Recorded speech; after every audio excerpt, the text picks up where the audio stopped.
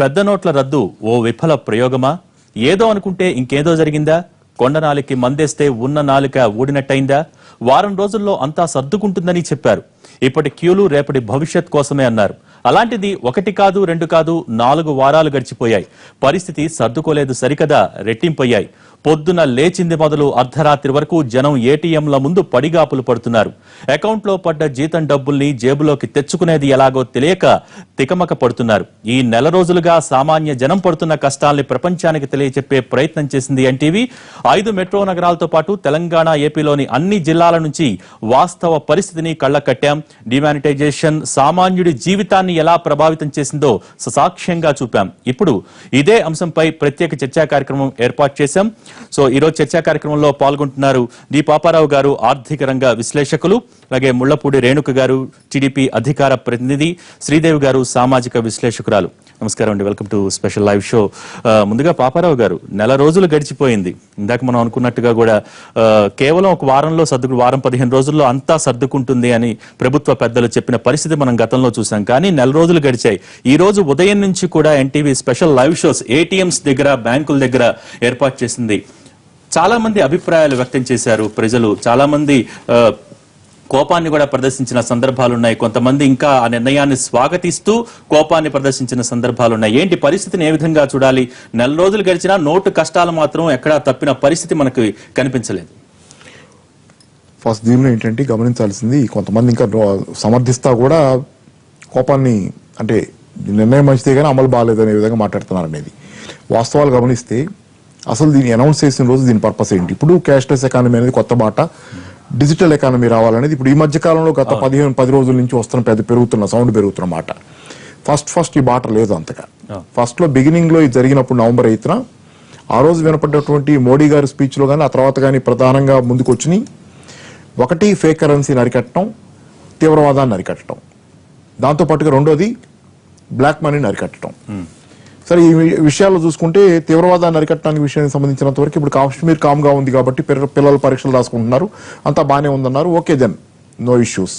రెండోది ఏంటంటే no issues అన్న దగ్గర కూడా మీరు ఆల్రెడీ ఇది టెంపరీ స్టాప్ గ్యాపా, తీవ్రవాదం దీనివల్ల లాంగ్ రన్ లో కంట్రోల్ అవుద్దా, ఫేక్ కరెన్సీ మళ్ళీ రాదా అంటే రాదనే గ్యారంటీ లేదని ఈ నెల రోజుల్లోనే రుజువైంది. ఆల్రెడీ దొంగ నోట్లు చాలా చోట్ల దొరుకుతున్నాయి.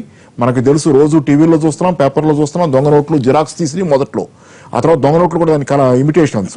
మీ చైనీస్ అయితే దీంతో పర్సులు కూడా వేశారు, ఈ కరెన్సీ కవర్తో, డిజైన్తో పర్సులు వేసేసారు వాళ్ళు అప్పుడే. ఇది జరిగి కూడా 15 రోజులు అవుతుంది సుమారు. సో మిమికింగ్ దెమ్, దాన్ని కాపీ కొట్టడం, దాన్ని రీప్రొడ్యూస్ చేయడం, అలాగే మళ్ళీ ఇంకో డూప్లికేట్ చేయడం అసాధ్యం కాదనేది వాళ్ళు నిరూపిస్తున్నారు 10 రోజుల్లో. జరిగిన 10 రోజుల నుంచే బిగిన్ అయింది ఇది. తెల్లారి నుంచి కూడా కొన్ని జరిగినాయి. కాబట్టి ఏంటంటే అంతకీ కాకుండా లెట్ తీవ్రవాదుల దగ్గర, లష్కర్ ఏ తోయిబా తీవ్రవాదుల దగ్గర చచ్చిపోతే అప్పుడు ఎన్కౌంటర్లు ఈ మధ్య కాలంలో ఇద్దరు వాళ్ళ దగ్గర ఈ కొత్త కరెన్సీ కూడా దొరికింది. 2000 నోట్లు దొరికినాయి, చాలా రోజులు అయింది అది కూడా. మరి ఈ నేపథ్యంలో చూసుకుంటే టెంపరీ స్టాప్ గ్యాప్ లాగా దీన్ని ఉపయోగపడచ్చు. కానీ ఓవరాల్ గా తీవ్రవాదులకు వచ్చే ఫండ్స్ కూడా ఎలా వస్తాయి? కాంట్రాక్టర్లు వాళ్ళ దగ్గర నుంచి వసూలు చేస్తుంటారు, దఫాలుగా వాళ్ళకి ఇన్స్టాల్మెంట్స్ తీసుకుంటుంటారు డబ్బులు ఎప్పటికప్పుడు. కానీ పాపారావు గారు, ఏదైనా వస్తువు కానీ ఏదైనా మార్కెట్లో సరే నకిలీ రావటం సంగతి పక్కన పెడితే, అసలు ఫస్ట్ దాదాపు ఒక వారం 15 రోజుల్లో అంతా సర్దుకుంటుంది, ఎటువంటి చింత అక్కర్లేదు ప్రజలకి. కాకపోతే ఈ 15 రోజులు కొంచెం కష్టపడాల్సి వస్తుందని చెప్పింది ప్రభుత్వం. కానీ నెల రోజులైనా పరిస్థితి మారలేదు. అంటే లోపం ఏమన్నా జరిగిందంటారా ఏంటి? మీ అభిప్రాయం ఏంటి? లోపం ఖచ్చితంగా ఉంటుంది. ఎందుకంటే ఒకటండి, ఇక్కడ మీకు జరిగింది ఏంటంటే, ఏ నోట్లు రద్దు చేశారు? 1500 నోట్స్. అయ్యంత కరెన్సీ మొత్తం మనకున్న దేశీయంగా ఉన్న కరెన్సీ నోట్ల మొత్తంలో 86% అయ్యాయి. అంటే మిగతా 14% ఉన్నాయి. అంటే 86% పార్ట్ని మీరు తీసేశారు ఎకానమీలోంచి. దాని మీద రాదు. పైగా మన దగ్గర ఉన్న క్యాష్ కూడా చాలా ఎక్కువ సర్క్యులేషన్లో ఉండే దేశం, క్యాష్ సర్క్యులేషన్. మీకు చిన్న ఉదాహరణ చెబుతా. కెన్నెత్ రోగాఫ్ అని ఈయన ప్రపంచంలో పెద్ద అందరికంటే ఇప్పుడు he's a leader of the demonetization అనేదానికి అతను లీడరు. అతని థీరీస్ మీదే ఈ డిమానిటైజేషన్, క్యాష్లెస్ ఎకానమీ నడుస్తున్నాయి. అతను స్వయానం మొన్న బుక్ రిలీజ్ చేశాడు, క్యాష్ కర్స్ అనే పుస్తకం, లండన్లో. ఇండియన్ డిమానిటైజేషన్ గురించి కూడా ఆ సందర్భంలో మాట్లాడాడు. ఆయన చెప్పింది ఒకటి, అమెరికాలో $100 నోటు పెద్దది. ఆ నోటు 90% మంది వాడరు జనాలు, వాళ్ళకి అసలు సంబంధం ఉండదు. నోటుతో 90% మంది జనాలు దాన్ని వాడరు, మిగతా నోట్లను వాడుకుంటారు. అది పెద్ద నోటు వాళ్ళకి. మిగతా 10% ఆ నోట్ని వాడతారు. ఇప్పుడు అమెరికాలో డిమానిటైజ్ చేయటం అంటే 10% నోట్లు రద్దు చేయటం. ఆ 10% నోట్లు చాలా ఎక్కువ సంఖ్యలోనే ఉన్నాయి అమెరికాలో. యావరేజ్న ప్రతి మనిషి దగ్గర 34 నోట్లు ఉన్నట్లు లెక్కేస్తే మొత్తం నోట్ల సంఖ్య. కాబట్టి ఆ 10% రద్దు చేయటువంటి 10% అదే ఆ 10% వాళ్ళు వాడే నోట్లు రద్దు చేయటం అంటే ఇంత పెద్ద ఎత్తున అన్నిటికంటే ఎక్కువ సర్క్యులేషన్ లో ఉండి అన్నిటికంటే తక్కువ వినియోగంలో ఉన్న 100 రద్దు చేయటం. కానీ ఇక్కడ అన్నిటికంటే ఎక్కువ సర్క్యులేషన్ లో ఉన్న 500 నోట్లు కూడా రద్దు చేశారు. దాని నుంచి కెన్నెత్ రోగాఫే చెప్పాడు, అమెరికాలో $20 అంటే ఇండియాలో 500 లాంటిది. అమెరికాలో $10 $20 విపరీతమైన స్థాయిలో మామూలు జనాలు వాడుకుంటుంటారు, రెగ్యులర్ కరెన్సీగా దాన్ని ఎక్కువ వాడతారు. ఇండియాలో 500 కూడా అలాంటిది అని చెప్పాడు ఆయన. దీన్ని చేయకూడదని చెప్పాడు స్పష్టంగా, దీన్ని చేయకూడదు. దీన్ని చేసేటట్లయితే డిస్లొకేషన్ చాలా వస్తుంది. పైగా ఆయన చెప్పిన క్యాష్లెస్ ఎకానమీ అనేది that is a model for America. American model తీసుకుని అడ్వాన్స్డ్ కంట్రీస్ కోసం, జపాను, యూరోపియన్ కంట్రీస్, అమెరికా కోసం చెప్పాడు ఆయన. మనం తెచ్చి దాన్ని ఇప్పుడు ఒంటికి వాతలు పెట్టుకున్నాం, అది జరిగింది. కాదని చెప్పాడు ఆయన స్పష్టంగా. మాట్లాడుతూ కూడా 40% పెరిగింది నగదు రహిత లావాదేవీలు. ఒకటి చెప్పండి ఎందుకు పెరిగిందని నేను డిజిటల్ మనీకి ఒక లేదు ఇట్లాగే మాట్లాడటానికి చాలా నేను ఒకటే చెబుతున్నా, ఈ దేశంలో 60% మంది వర్కర్ల జీతాలే కరెన్సీలో ఇస్తారు. కరెన్సీలో వాళ్ళ వేతనాలు వచ్చేది బ్యాంక్ అకౌంట్లు కాదు, కరెన్సీలో వస్తాయి. దానిలో సగం మంది రోజువారీ కూలీలు. వాళ్ళకి మీరు ఇట్లా ఇచ్చేది ఎక్కడ, ఇది జరిగేది ఎక్కడ? తర్వాత ఇంకోటి చెబుతా ఏంటంటే, ఇప్పుడు మీరు అంటున్నారు కదా ఇది 20 నుంచి 40% పెరిగిన ఆన్లైన్ లావాదేవీలని. ఒక్కటే స్పష్టం దీనిలో, ఆన్లైన్ లావాదేవీలు కొత్తగా ఎంతమంది ఏటీఎం కార్డులో, డెబిట్ కార్డులో, క్రెడిట్ కార్డులో తీసుకొని చేస్తున్నారో తెలియదుగా నాకు. ఆల్రెడీ ఉన్నవాళ్ళు ఇంతకుముందు ఈ డిమానిటైజేషన్ మొదలవక ముందు నవంబర్ 8కి ముందు చాలా మంది దగ్గర డెబిట్ కార్డు అంటే అదే ఆన్లైన్ క్రెడిట్ కార్డులు ఉన్నాయి. వాటిని కానీ మన సైకాలజీలో ఉన్నది ఏంటంటే, మనం ఆ కార్డులని రోజువారీ బయింగ్కి అన్నిసార్లు వాడటల్లా. మనం పొద్దాక పోయి సూపర్ మార్కెట్లో వాటిలో స్వైప్ చేసి కొంటాం, మనం వెళ్తున్నాం, వాడుతున్నాం, కానీ చాలా తక్కువ. మనకి వీధి మూల కిరాణా కొట్టుకెళ్ళే అలవాటు చాలా ఉంది. రోడ్డు పక్కన ఉన్నటువంటి చాలా రకాలైనటువంటి అంగళ్ళు వాటిని మనం జీవితంలో మన అంతర్భాగం, వాటికి పాన్పూరి వీటి నుంచి ఎంత మన అంతర్భాగం. దానిలో మనం క్యాష్ వాడుతున్నాం ఇప్పుడు దాకా. ఇప్పుడేమైందంటే, మనం అనివార్యంగా క్యాష్ తగ్గిపోయి, మన జేబుల్లో తగ్గిపోయి విత్డ్రా చేయడానికి తక్కువ ఇస్తున్నారు కదా, జేబుల్లో క్యాష్ తగ్గింది. బ్యాంకులో ఉంటే ఉండొచ్చు. బ్యాంకులో ఉన్నప్పుడు ఏమైంది, నా దగ్గర డెబిట్ కార్డు, క్రెడిట్ కార్డు ఉన్నాయి, బ్యాంకులో డబ్బులు ఉన్నాయి, డ్రా చేయలేను కాబట్టి వాటిని వాడటం పెరిగింది. ఉన్న వాళ్లే ఎక్కువ వాడుతున్నారు. అకస్మాత్తుగా వీళ్ళంతా డెబిట్ కార్డులు వాటిని తీసుకుని వాడటం కాదు, ఉన్న వాళ్ళ వినియోగం పెరిగి ప్రజల కష్టాలు ఏ విధంగా ఉన్నాయి నేరుగా వారి ద్వారానే తెలుసుకునే ప్రయత్నం చేద్దాం. విజయవాడలో మా ప్రతినిధి హరీష్ ఏటీఎం సెంటర్ దగ్గర ఉన్నారు. ప్రస్తుతం అక్కడ ప్రజల కష్టాలు నెల రోజులు దాటిన తర్వాత కూడా ప్రజలు ఏ విధంగా నోటు కష్టాలు ఎదుర్కొంటున్నారనేది మా ప్రతినిధి హరీష్ అందించడానికి సిద్ధంగా ఉన్నారు. హరీష్, చెప్పండి, ప్రజలు ఏమంటున్నారు? డిమానిటైజేషన్ జరిగి నెల రోజుల తర్వాత ఎటువంటి కష్టాలు ఎదుర్కొంటూ ఉన్నారు? అందరూ సాటిస్ఫాక్షన్ గా ఉన్నారా? ఏంటి పరిస్థితి? ఓకే, ఒకటి కాదు రెండు కాదు, ఏకంగా 30 రోజుల పాటు ఆర్థిక పరమైనటువంటి కష్టాలు ఎదుర్కొంటున్నటువంటి పరిస్థితి. దాదాపుగా చిల్లరకు సంబంధించినటువంటి కష్టాలు, పెద్ద నోట్లకు సంబంధించినటువంటి వ్యవహారం చాలా కీలకంగా మారినటువంటి నేపథ్యంలో వర్తక వాణిజ్య సంఘాలు, వ్యాపారులంతా కూడా తీవ్ర ఇబ్బందులు పడుతున్నటువంటి పరిస్థితి. మనతో మాట్లాడేందుకు వర్తక వాణిజ్య సంఘాలతో పాటుగా కార్మిక వర్గానికి సంబంధించినటువంటి నేతలు, రైతు సంబంధించినటువంటి నాయకులంతా కూడా ఉన్నారు. ఉదయం నుంచి కూడా వాళ్ళ అభిప్రాయాలను తెలియజేసిన వివిధ వర్గాలకు సంబంధించిన అభిప్రాయాలను మనం అందిస్తున్నాం. ఇప్పుడు వ్యాపార వర్గాలకు సంబంధించి ఎలా ఉంది అసలు చిల్లరకు సంబంధించిన సమస్య? నెల రోజులు అయిపోయినటువంటి పరిస్థితి, ఏటీఎంల్లో క్యాష్ కూడా రావట్లేదు, ఇటు సిబ్బందికి జీతాలు ఇవ్వాలన్నా నిర్వహణకు సంబంధించి ఎలా ఉంటుంది? ఇప్పుడు గత నెల అంటే కరెక్ట్గా ఇవాళకి నెల రోజులైంది. క్యాబినెట్లో ఎటువంటి చర్చ లేకుండా 500 నోట్లు 1000 నోట్లు రద్దు చేస్తున్నాం, నల్లధనాన్ని వెలికి తీస్తున్నాం అని ప్రధానమంత్రి గారు స్పష్టంగా చెప్పారు. అందరూ కూడా, దేశంలో ఉన్న ప్రతి ఒక్క వ్యక్తి కూడా చేసిన పని మంచిదే, నిర్ణయం మంచిదే, నల్లధనం వెలికి తీయడం అని సంతోషపడ్డాం. కానీ ఒక్కొక్క రోజు గడిచే కొద్దీ ఒక్కొక్కళ్ళకి పడే కష్టాలు వర్ణనాతీతం. ఇవాళ విజయవాడకి సంబంధించి, విజయవాడ పాత బస్తీ అంటే వాణిజ్య కేంద్రం, ఈ రాష్ట్రానికి వాణిజ్య కేంద్రం. మరి ఇక్కడ ఈ రాష్ట్రంలో కానీ ఈ చుట్టుపక్కల కొన్ని వందల ఊళ్ళకి విజయవాడ వాణిజ్య కేంద్రం. ఇవాళ పెళ్ళిళ్ళు జరుగుతున్నాయి. అలాగే ముఖ్యమైన పండగలైనటువంటి క్రిస్మస్, సంక్రాంతి ఉంది. మొదటి నెలలో మొదటి వారంలో ఎంప్లాయీస్ అంతా జీతాలు తెచ్చుకుంటారు, వాళ్ళ అవసరాలకి బజార్లోకి వచ్చి కొనుక్కుంటారు. ఇవాళ ఈ పరిస్థితికి ఎలా తయారైందంటే, ఎంప్లాయీస్ వాళ్ళ అకౌంట్లోకి జీతం పడుతుంది, ఆయన డ్రా చేయడానికి బ్యాంకులో నో క్యాష్ బోర్డు ఉంటుంది, అతనేమో ఒక నెలసరి సరుకులు తెచ్చుకోవడానికి కానీ దేనికైనా అవసరమైతే 1 టౌన్ రావాలి. ఇవాళ వాళ్ళందరి పరిస్థితి కిటకిటలాడేటువంటి షాపులు వెలవెలపోతున్నాయి ఒక నెల రోజుల నుంచి. మొట్టమొదట్లో అందరం చాలా ఆనందించాం, మంచి పని జరుగుతుంది, మనకి ఉపయోగపడుతుందని. దాని తీవ్ర స్థాయి ఎట్టాగైపోయిందంటే చివరికి మాకు 50,000 రూపాయలు అమ్మే షాపు 5,000 రూపాయలు అమ్ముతోంది, 1,00,000 రూపాయలు అమ్మే షాపు 10,000 రూపాయలు అమ్ముతోంది. 5,000 రూపాయలు అమ్మేవాడు 500 అమ్మట్లా. అలాగా 90% పడిపోయినాయి. మరి జీతాలు, ఖర్చులు, కరెంటు బిల్లులు, అద్దులు ఇవన్నీ కూడా ఎంత పెనుభారంగా మారుతుంది. అంటే మీరు చెప్పండి, ఇప్పటికే పండగల సీజన్, కొత్త సంవత్సరం కూడా వస్తున్నటువంటి పరిస్థితి, ఇప్పటికే మార్కెట్ మొత్తం కూడా కలకలాడాల్సినటువంటి నేపథ్యంలో ఇప్పుడు ఉన్నటువంటి పరిస్థితి ఎలా ఉంది? మాది సాయి పూజా సామాగ్రి అండి. శివాలయం గుడికి దగ్గరలో ఉంటుంది వ్యాపారం. పొద్దున 7ంటికి కనుక షాపు తెస్తే 10-10:30కి బోని అవుతుందండి. మాది 10:30కి బోని అవుతుంది. 10:30 నుంచి ఇప్పుడు దాకా 200 రూపాయలు అమ్మటం చాలా కష్టంగా ఉంది. 200 రూపాయలు అమ్మటం, ₹1-10 లాభాల మీద ఇంట్లో ఏం తినాలో మాకే అర్థం కావట్లేదు. కనీసం పిల్లల ఆర్థిక బాధలు కూడా, బస్సు డబ్బులు ఛార్జ్ ఇవ్వడానికి కూడా డబ్బులు లేని పరిస్థితికి ఏర్పడిపోయింది. ఎవరు తెచ్చినా 2,000 చేస్తున్నారు. ₹20, ₹30 కొని 17, 1900 చిల్లర మేము తేవాలంటే ఎక్కడి నుంచి తేవాలో కూడా మాకు అర్థం కావట్లేదు. 500 వచ్చినాయి అన్నారు, 100 వచ్చినాయి అన్నారు, 50 వచ్చినాయని 20, ఒక 20 నోటు, ఒక 50 నోటు, ఒక 100 నోట్లో బజార్లో ఎవరి దగ్గర లేదండి. 500 రూపాయల నోట్లు 100 కొట్లలో 1 కొట్లో కనబడుతుందండి, ఒక్క నోటు తెచ్చి. అంతమించి ఏమీ లేదండి. అంటే చెప్పండి, ఇప్పుడు మార్కెట్ సీజన్ అంటున్నారు, ఇంకోవైపు చిల్లరకు సంబంధించిన సమస్య అన్నారు. అయితే ఉండాల్సిన వాళ్ళ దగ్గర మాత్రం కోట్లు లక్షలకు సంబంధించినటువంటి కట్టలు బయటపడుతున్నటువంటి పరిస్థితి ఎలా ఉంది అసలు? గతంలో 2 సార్లు రోడ్లు రద్దు చేశారు, కానీ ఎప్పుడు ఆ 2 సార్లు కూడా పబ్లిక్ ఇంత సఫర్ అవ్వలేదు. ఇప్పుడు ఈ సమయంలో మోడీ గారు రద్దు చేశారు.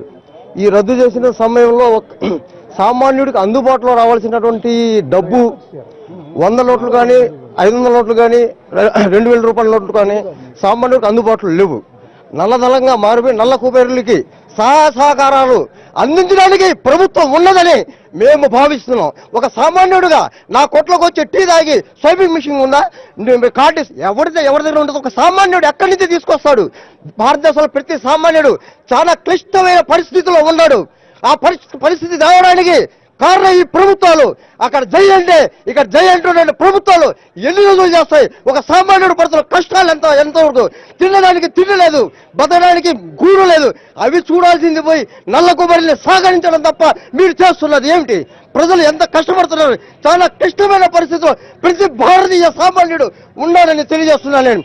ఇప్పుడుగైనా ప్రభుత్వం కళ్ళు తెరిచి ముఖ్యమంత్రి చంద్రబాబు నాయుడు, ప్రధానమంత్రి నరేంద్ర మోడీ ప్రజల కష్టాలను అనుసరించి తెలుసుకొని సహకరించి వాళ్ళకి కావాల్సిన సమయాన్ని ఇచ్చి సామాన్యమైన అందుబాటులో వచ్చే నోట్లు తేవాలని రిజర్వ్ బ్యాంక్ గవర్నర్ తెలియజేస్తున్నాం. మీరు చెప్పండి, వ్యాపారాలకు సంబంధించినంత ఇప్పుడు తీవ్ర ఆవేదన వ్యక్తమవుతున్నటువంటి పరిస్థితి, మీ తోటి వ్యాపారులు కూడా చాలా ఆవేదన వ్యక్తం చేస్తున్నారు. అంటే ఇప్పటికే 30 రోజులు అయిపోయినటువంటి పరిస్థితులు ఎలా ఉంది వ్యాపారం?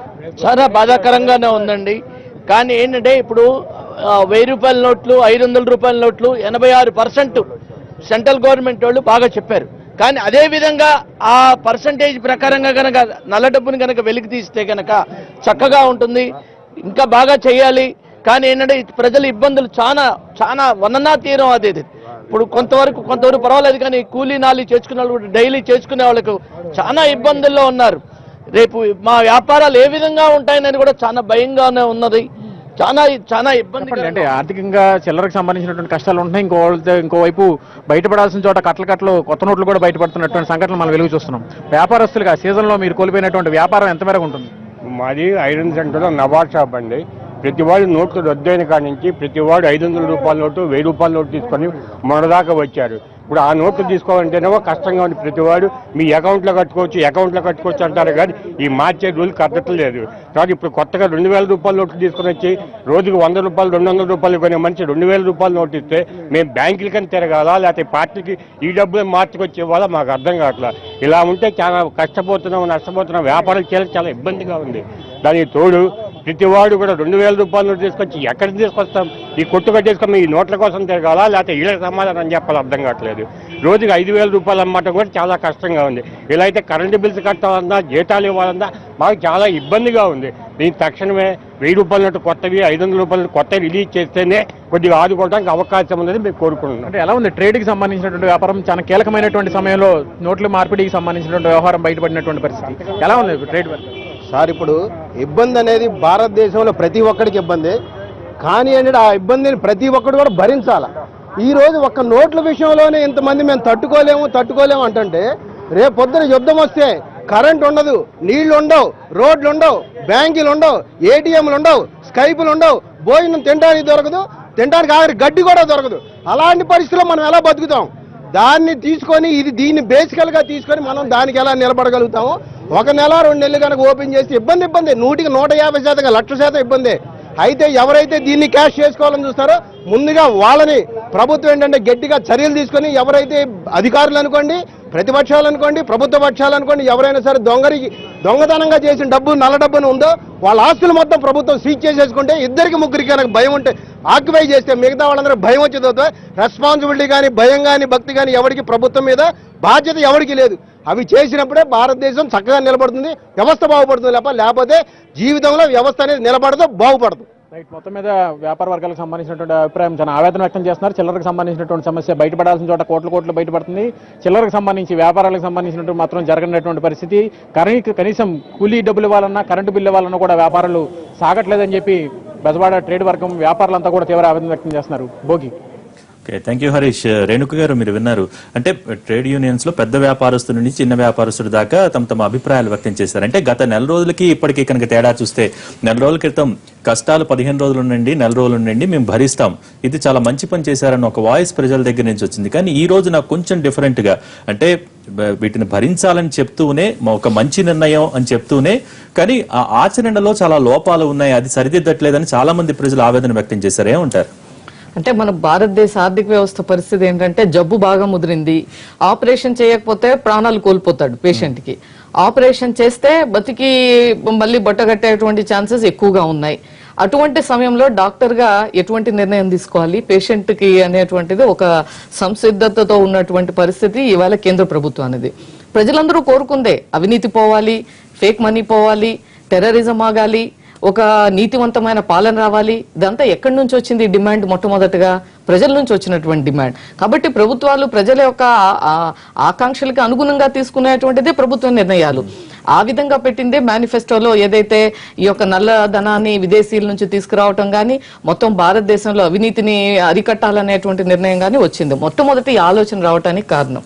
అయితే కనీసం ఈ డిబేట్ లో అయినా మామూలుగా ఇక్కడ రాజకీయ పార్టీలు లేవు కాబట్టి అట్లీస్ట్ లెట్స్ టాక్ ఇంటెలెక్చువల్ గా మనం ఒక సబ్జెక్టు పరంగా మనం ఒకసారి ఆలోచన చేస్తే, ఈ రోజు అందరూ ఇప్పుడు మీరు మాట్లాడిన మంచి పొలిటికల్ క్యాపిటల్ విజయవాడ అంటే చాలా మందికి చాలా మంచి అవగాహన ఉన్నటువంటి ప్రదేశం నుంచి మీరు పబ్లిక్ పాయింట్ తీసుకున్నారు. వాళ్ళల్లో 3 మాట్లాడితే 3 వర్షన్స్ వచ్చాయి. కానీ 3 కూడా వ్యతిరేకించలేదు, నిర్ణయాన్ని వ్యతిరేకించలేదు. అందులో ఒక అతనైతే చాలా దేశభక్తితో మాట్లాడాడు. ఇదే కష్టం, మనకి యుద్ధం వస్తే మనం ఎలా ఉంటుంది పరిస్థితి, అటువంటి సమయంలో మనం తట్టుకోలేదా ఇవన్నీ. అయితే ఇటువంటిది ఒక చిన్న సమస్యగా మాట్లాడాడు అతను. అయితే అంటే పబ్లిక్ లో కూడా ఉన్నటువంటి రెస్పాన్స్ ని వేళ మనం ఒక పాజిటివ్ సైడ్ ఒకసారి తీసుకుంటే, మొన్న బెంగాల్లో చూసాము, హుగ్లీలో ఒక ఏటీఎం ముందు ఒక మనిషి చనిపోతే 40 నిమిషాలు పక్కన ఉన్నటువంటి వాళ్ళు పట్టించుకున్నటువంటి ఒక ఇన్సెన్సిటివ్ గా ఉన్నటువంటి సందర్భంలో కూడా ఈ డిమానిటైజేషన్ మీద తిరుగుబాటు జరగలేదు అక్కడ. అంటే ఇది ఏంటంటే ఇవన్నీ కూడా ఒక ఇండికేషన్. ప్రజలందరూ కూడా 30 రోజుల తర్వాత ఇంకా సహనంతో ఉన్నారు. ఇబ్బందులు ఉన్నాయి, ఇక్కడ ఇబ్బందులు లేవు అని మాట్లాడేటటువంటి పరిస్థితి లేదు. డెఫినెట్ గా రైతులు కానీ సహనం అసహనంగా మారబోతోందా అన్న డౌట్ వస్తోంది. ఏమంటారు? అంటే పరిస్థితులు వెళ్లే కొద్దీ చిల్లర సమస్య తీర్చాల్సిన అవసరం ఉంది. దానికి ఎటువంటి, ఇందాక జైట్లీ మాట్లాడుతూ కూడా నగదు రహిత లావాదేవీలు ఇంత పెరిగినాయని చెప్పారు, కానీ బ్యాంకుల నుంచి బ్యాక్ డోర్ లో వెళ్తోందన్న దానిపైన ఎటువంటి సమాధానం చెప్పలేదు, ఎటువంటి వివరణ ఇవ్వలేదు. మీకు నరేంద్ర మోడీ గారు November 8న మాట్లాడినప్పుడు చాలా క్లియర్ గా చెప్పింది ఏంటంటే December 30th వరకు 50 రోజుల పాటు ఈ యొక్క కష్టాలు ఉంటాయి అన్నారు. తప్పకుండా మనం ఇప్పటికి 30 రోజులైంది, లెట్స్ వెయిట్ ఇంకొక 20 days. ఈవేళ మనం చంద్రబాబు నాయుడు గారు కూడా ఏదైతే ఒక కమిటీ వేశారో, కమిటీ యొక్క కన్వీనర్ గా బాంబేలో ఇవాళ మన మీటింగ్ జరిగింది. మీటింగ్ అయిన తర్వాత కూడా ఆర్బీఐ గవర్నర్ ఉన్నారు, 10 మేజర్ బ్యాంక్స్ యొక్క చైర్మన్ ఉన్నారు, అలాగే ఇంకొక 5 ముఖ్యమంత్రులు ఉన్నారు. ఇంత ఒక అందరూ కలిపి తీసుకున్నటువంటి నిర్ణయాల్లో కూడా ఒకటి ముఖ్యమైనది ఏమంటే, రేపు 15వ తారీఖు నుంచి ప్రతిరోజు 5,000 కోట్ల రూపాయలు 500 నోట్స్ కానీ 100 నోట్స్ కానీ 50 నోట్స్ కానీ ఇది ఎవ్రీ డే రిలీజ్ చేయాలి అనేటువంటిది ఒక నిర్ణయం తీసుకున్నారు. ఆ విధంగా దానికి అనుగుణంగా నిర్ణయాలు తీసుకుంటాం జరిగింది అని చెప్పి ఆర్బీఐ గవర్నర్ కూడా యాక్సెప్ట్ చేశారు. మోస్ట్ ప్రాబబ్లీ ఇప్పుడు తొందరలో మనకు నీతి ఆయోగ్ నుంచి ఒక ప్రెస్ మీట్ కూడా పెడితే ఈ అంశాలన్నీ బయటికి రావచ్చు. అదే విధంగా ఇన్సెంటివ్స్ ఏదైతే ఇప్పుడు జైట్లీ చెప్పారు, మనకి ఆల్రెడీ ఏ విధంగా ఆన్లైన్ లావాదేవీలు చేసిన వారికి ఇన్సెంటివ్స్ ఇవ్వటము. వీటన్నిటితో పాటు ఏమంటే మనము ప్రజల్ని ఇప్పుడు మనం కూడా చాలా మంది ఇతర దేశాలకు వెళ్ళినప్పుడు అక్కడ ఉన్న 10 రోజులు ఏమనుకుంటామంటే మన దేశం కూడా ఇలా నీట్ గా ఉంటే బాగుండు, కరప్షన్ లేకుండా ఉంటే బాగుండు, ట్రాన్స్పరెంట్ గా ఉంటే బాగుండు, అంత అందంగా ఉంటే బాగుండు అన్ని అక్కడ 10 రోజులు అనుకుంటాం. ఒక్కసారి ఇండియాలో అడుగు పెట్టగానే అదే మనిషి అక్కడ తీసిన చెత్త పక్కనే వేస్తాం, మళ్ళీ మన కరప్ట్ ప్రాక్టీసెస్, కరప్ట్ థింకింగ్ అంతా మనకి ఇక్కడ ఎయిర్పోర్ట్లు దిగ్గానే మొదలవుతుంది. అయితే ఈ సమాజం గాని ఈ దేశం గాని ఎప్పుడు మారాలి అంటే ఎక్కడో ఒక దగ్గర ఒక కఠినమైనటువంటి నిర్ణయం రావాలి. ఈవేళ నరేంద్ర మోడీ తీసుకున్నటువంటిది రాజకీయంగా లబ్ధి జరుగుతుందా నష్టపోతుందా అనేటువంటిది పక్కన పెడితే అది భవిష్యత్తు నిర్ణయించేటువంటి పరిస్థితి. కాబట్టి ఈ రోజుకు మాత్రం ఒక సాహసోపేతమైనటువంటి నిర్ణయం తీసుకున్నారని చెప్పక తప్పదు. కష్టం కాదు. ఈవేళ చెప్పేది ఏమంటే ఇటువంటి కష్టమైనటువంటి పరిస్థితుల్లో మనకు నిరక్షరాస్యత ఎక్కువగా ఉంది. ఈ యొక్క డిజిటల్ లావాదేవీలు కానీ, ఆన్లైన్ ట్రాన్సాక్షన్స్ కానీ, క్యాష్లెస్ ట్రాన్సాక్షన్స్ కానీ, వీటి మీద మనం ఫుల్లీ ప్రిపేర్డ్ గా లేము. ఎక్కడ మనకు ఈ ఫెయిల్యూర్, ఈ స్కీము అనుకున్న స్థాయిలో ఫలితాలు ఇవ్వలేదు అంటే ల్యాక్ ఆఫ్ ప్రిపేర్డ్నెస్.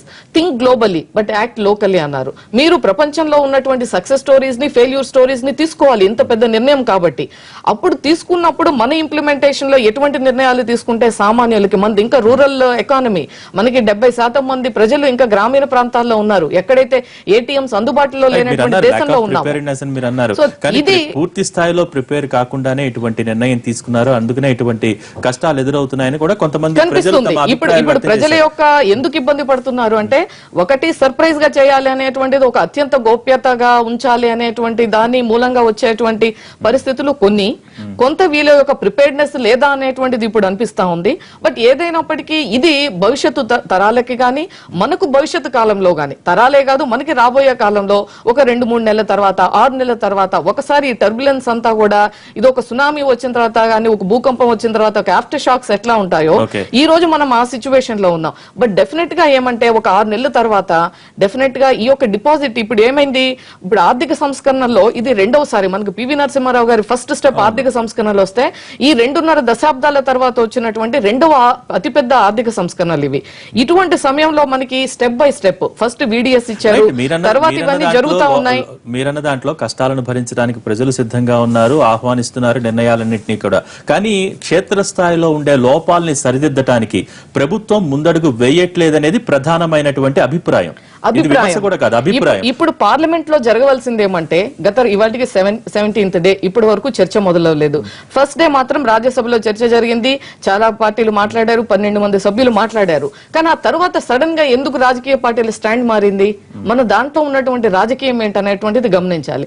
ఇప్పుడు పట్టుదలకి వెళ్తున్నారు ఇటు రూలింగ్ పార్టీ గాని వాళ్ళు గాని, అక్కడ చర్చ జరగట్లే. ఇవాళ పాపారావు గారు ఒక ఎనలిస్ట్ ఇందాక మాట్లాడారు. I would have been more happier, వారు మాట్లాడుతూ ఉన్నటువంటి సమస్యల్ని ఏకరువు పెట్టారు.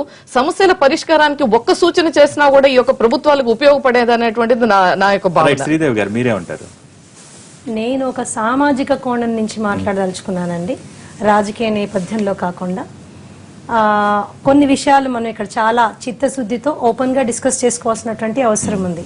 డిమానిటైజేషన్ అనే పదము ఇక్కడ కూర్చున్న వాళ్ళు గత సంవత్సరంలో కానీ ఇంతవరకు కానీ ఎన్నిసార్లు విన్నాము అనేది చాలా ఇంపార్టెంట్, కీలకమైన పదం. చాలా చదువుకున్న వాళ్ళు, ఆర్థికవేత్తలు దీన్ని గురించి వినుంటారు, లేకపోతే దాన్ని వెంటనే అర్థం చేసుకోగలిగినటువంటి సమర్థత కలిగి ఉంటారు. ఒక సామాన్య మానవుడు, ఒక సామాన్య మనిషి డిమానిటైజేషన్ అంటే ఏంటి అని అర్థం చేసుకొని దాన్ని అరిగించుకోవడానికి ఇంతవరకు వీలు పడలేదు. సరే, వాళ్ళకి అర్థమైంది ఏంటంటే నల్లధనాన్ని తీసేయడానికి నల్ల కుబేర్లను పట్టి తాట తీసేస్తారు, వాళ్ళ నల్ల డబ్బంతా తీసేసుకుంటారు, మా అకౌంట్లలో అంతా 15 లక్షలు డబ్బు వేస్తారు. సరే, ఒక మహానుభావుడు దిగొచ్చాడు, మా జీవితాల్లో కొత్త వెలుగు నింపడానికి వచ్చాడు అని మొదటి రోజు నుంచి ఆయన నిర్ణయాన్ని మనస్ఫూర్తిగా ప్రతి ఒక్కళ్ళు స్వాగతించారు. ఎందుకంటే ఒక మంచి జరగబోతుంది అనేటటువంటి ఒక ఆశతోటి. మంచి జరగడం లేదు లేక జరగదు అనే వాదనని మనం పక్కన పెడితే, ఈ మంచి జరగడం అనే పేరు మీద జరుగుతున్నటువంటి నష్టము, జరుగుతున్నటువంటి నేనేమంటానంటే pulling towards back side and మనము ఎన్ని దశాబ్దాలు వెనక్కి వెళ్తున్నాము అన్న దాని మీద చాలా కూలంకషంగా చర్చించుకోవాల్సినటువంటి అవసరం ఉందండి. నేను డెఫినెట్ గా సజెషన్స్ కూడా చేస్తాను. Not only analysing the situation, definite గా నేను సజెషన్స్ చేస్తాను. గతంలో భారతదేశంలో డిమానిటైజేషన్ జరిగినప్పటికీ ఇప్పటికీ ఒక ప్రధానమైన డిఫరెన్స్ రాజ్యాంగ పరంగా ఉంది. అది ఏంటి అంటే ఆ రోజు డిమానిటైజేషన్ ఆర్డినెన్స్ డ్రాఫ్ట్ చేశాక అలనాటి ప్రథమ పౌరుడు నీలం సంజీవరెడ్డి గారు తన యాక్సెప్టెన్స్ దానికి ఇచ్చినాక దాన్ని ప్రజలకి అనౌన్స్ చేయడం అనేది జరిగిందండి. ఈ రోజు సీక్రసీ పేరు మీద భారతదేశ ప్రథమ పౌరుడికి కూడా దీంట్లో భాగస్వామ్యం లేకుండా పక్కకు పెట్టడం జరిగింది. ఇది మనం చాలా జాగ్రత్తగా గమనించాల్సినటువంటి విషయం. భారతదేశం అనేది ఈ రోజుకి ఒక ప్రజాస్వామిక దేశం. ప్రథమ పౌరుడు నామ్ కే వాస్తే హెడ్డా స్టాంప్ హెడ్డా ఈ వాదనకి నేను వెళ్ళను. సర్ప్రైజింగ్ న్యూస్ లా ఉండాలనే చేశారంటారా? అది రాజకీయ నిపుణులు చెప్పాల్సినటువంటి విషయం. కాకపోతే నేను అలనాటు జరిగిన దానికి ఈ రోజు జరుగుతున్న దానికి ఒక మార్పు జరిగేటటువంటి తేడాలు చెప్పుకుంటూ వస్తానండి. ఇదే సందర్భంలో ప్రిపేర్ కాకుండా, అంటే ఇందాక వారు అన్నారు ల్యాక్ ఆఫ్ ప్రిపేర్నెస్ అని, అంటే ప్రిపేర్ కాకుండా ఒక నిర్ణయం తీసుకున్నారు. కనీసం నెల రోజులైన తర్వాత అయినా కనీసం దానికి ప్రిపేర్ అవుతున్నారా లేదా అనే సిచ్యువేషన్ ఉందంటారా? కమింగ్ టు దట్ అండి, ఆ రోజు మోడీ గారు మనకి ఇచ్చినటువంటి స్పీచ్ ఎంతో శ్రవణానందకరంగా ఉండింది. ఎంతో శ్రవణానందకరంగా ఉండినాయి, రోమాలు నిక్కబొడుచుకున్నాయి. ఎందుకంటే పెద్ద మార్పు రాబోతుంది భారతదేశంలో అని ప్రధానంగా చూపించిన 2 కారణాలు. ఒకటి, నల్లధనం తీసేస్తున్నాము, 2 దొంగ నోట్లు తీసేస్తున్నాం. ఈ 2 విషయాలుగా ఈ పర్టికులర్ డిమానిటైజేషన్ అనేది చేశామన్నారు. ఒకటి, I will come from below అండి, దొంగ నోట్ల విషయానికి వద్దాం. ఎస్, నేను కాదు, ప్రభుత్వ సంస్థ కోల్కతా బేస్డ్ స్టాటిస్టికల్ ఇన్స్టిట్యూట్ 2015 సంవత్సరం వాళ్ళు ఇచ్చినటువంటి ప్రభుత్వ పరంగా ఇచ్చిన గణాంకాల ప్రకారము కౌంటర్ ఫీట్ కరెన్సీ వాల్యూ ఏదైతే ఉందో 400 కోట్లుగా ప్రకటించారు. 400 కోట్లుగా ప్రకటించారు. మరి 400 కోట్లుగా ఉన్న దొంగ నోట్లు తీసేయడానికి మనం ఎంత ఖర్చు పెట్టచ్చు? పాయింట్ 1. ఈ రోజు మనము కొత్త నోట్లు డిమానిటైజేషన్ అయిన తర్వాత కొత్త నోట్లు ప్రింట్ చేయడానికైతేనేంటి, పాత నోట్లని డిమాలిష్ చేయడానికైతేనేంటి, ఓన్లీ ఈ 2 ఖర్చులే, మిగతా ఖర్చులు నేను మాట్లాడడం లేదు. ఈ 2 ఖర్చులే దేశంలో ఎంతమందో ఆర్థిక నిపుణులు దాని ఖర్చు 12,000 కోట్లుగా అంచనా వేశారు. అంటే 400 కోట్ల దొంగ నోట్లు తీసేయడానికి మనం 12,000 కోట్ల ఖర్చుకి రెడీ అయ్యాం.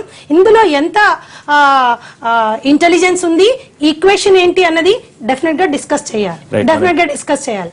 రెండో విషయం, కమ్ టు నల్లధనం. నేనేం అడుగుతానంటే, నా ప్రశ్న ఏంటంటే ఒక సామాన్యుడిగా, నల్లధనం ఎక్కడి నుంచి వస్తుంది? అది నల్ల రంగులో లేదు. ఆర్థికవేత్తలు ప్రపంచవ్యాప్తంగా అందరూ ఏమన్నారంటే, ఆ నల్ల డబ్బు ఎప్పుడు కూడా కట్టలుగా గుట్టలుగా పోసి మీరు రండి పట్టుకెళ్ళండి అని పెట్టుకోరు. వెంటనే అది రూపాంతరం చెందుతుంది. దేనిలో రూపాంతరం చెందుతుంది? బంగారు రూపంలోనో, బినామీ ఆస్తుల రూపంలోనో, డాలర్ల రూపంలోనో.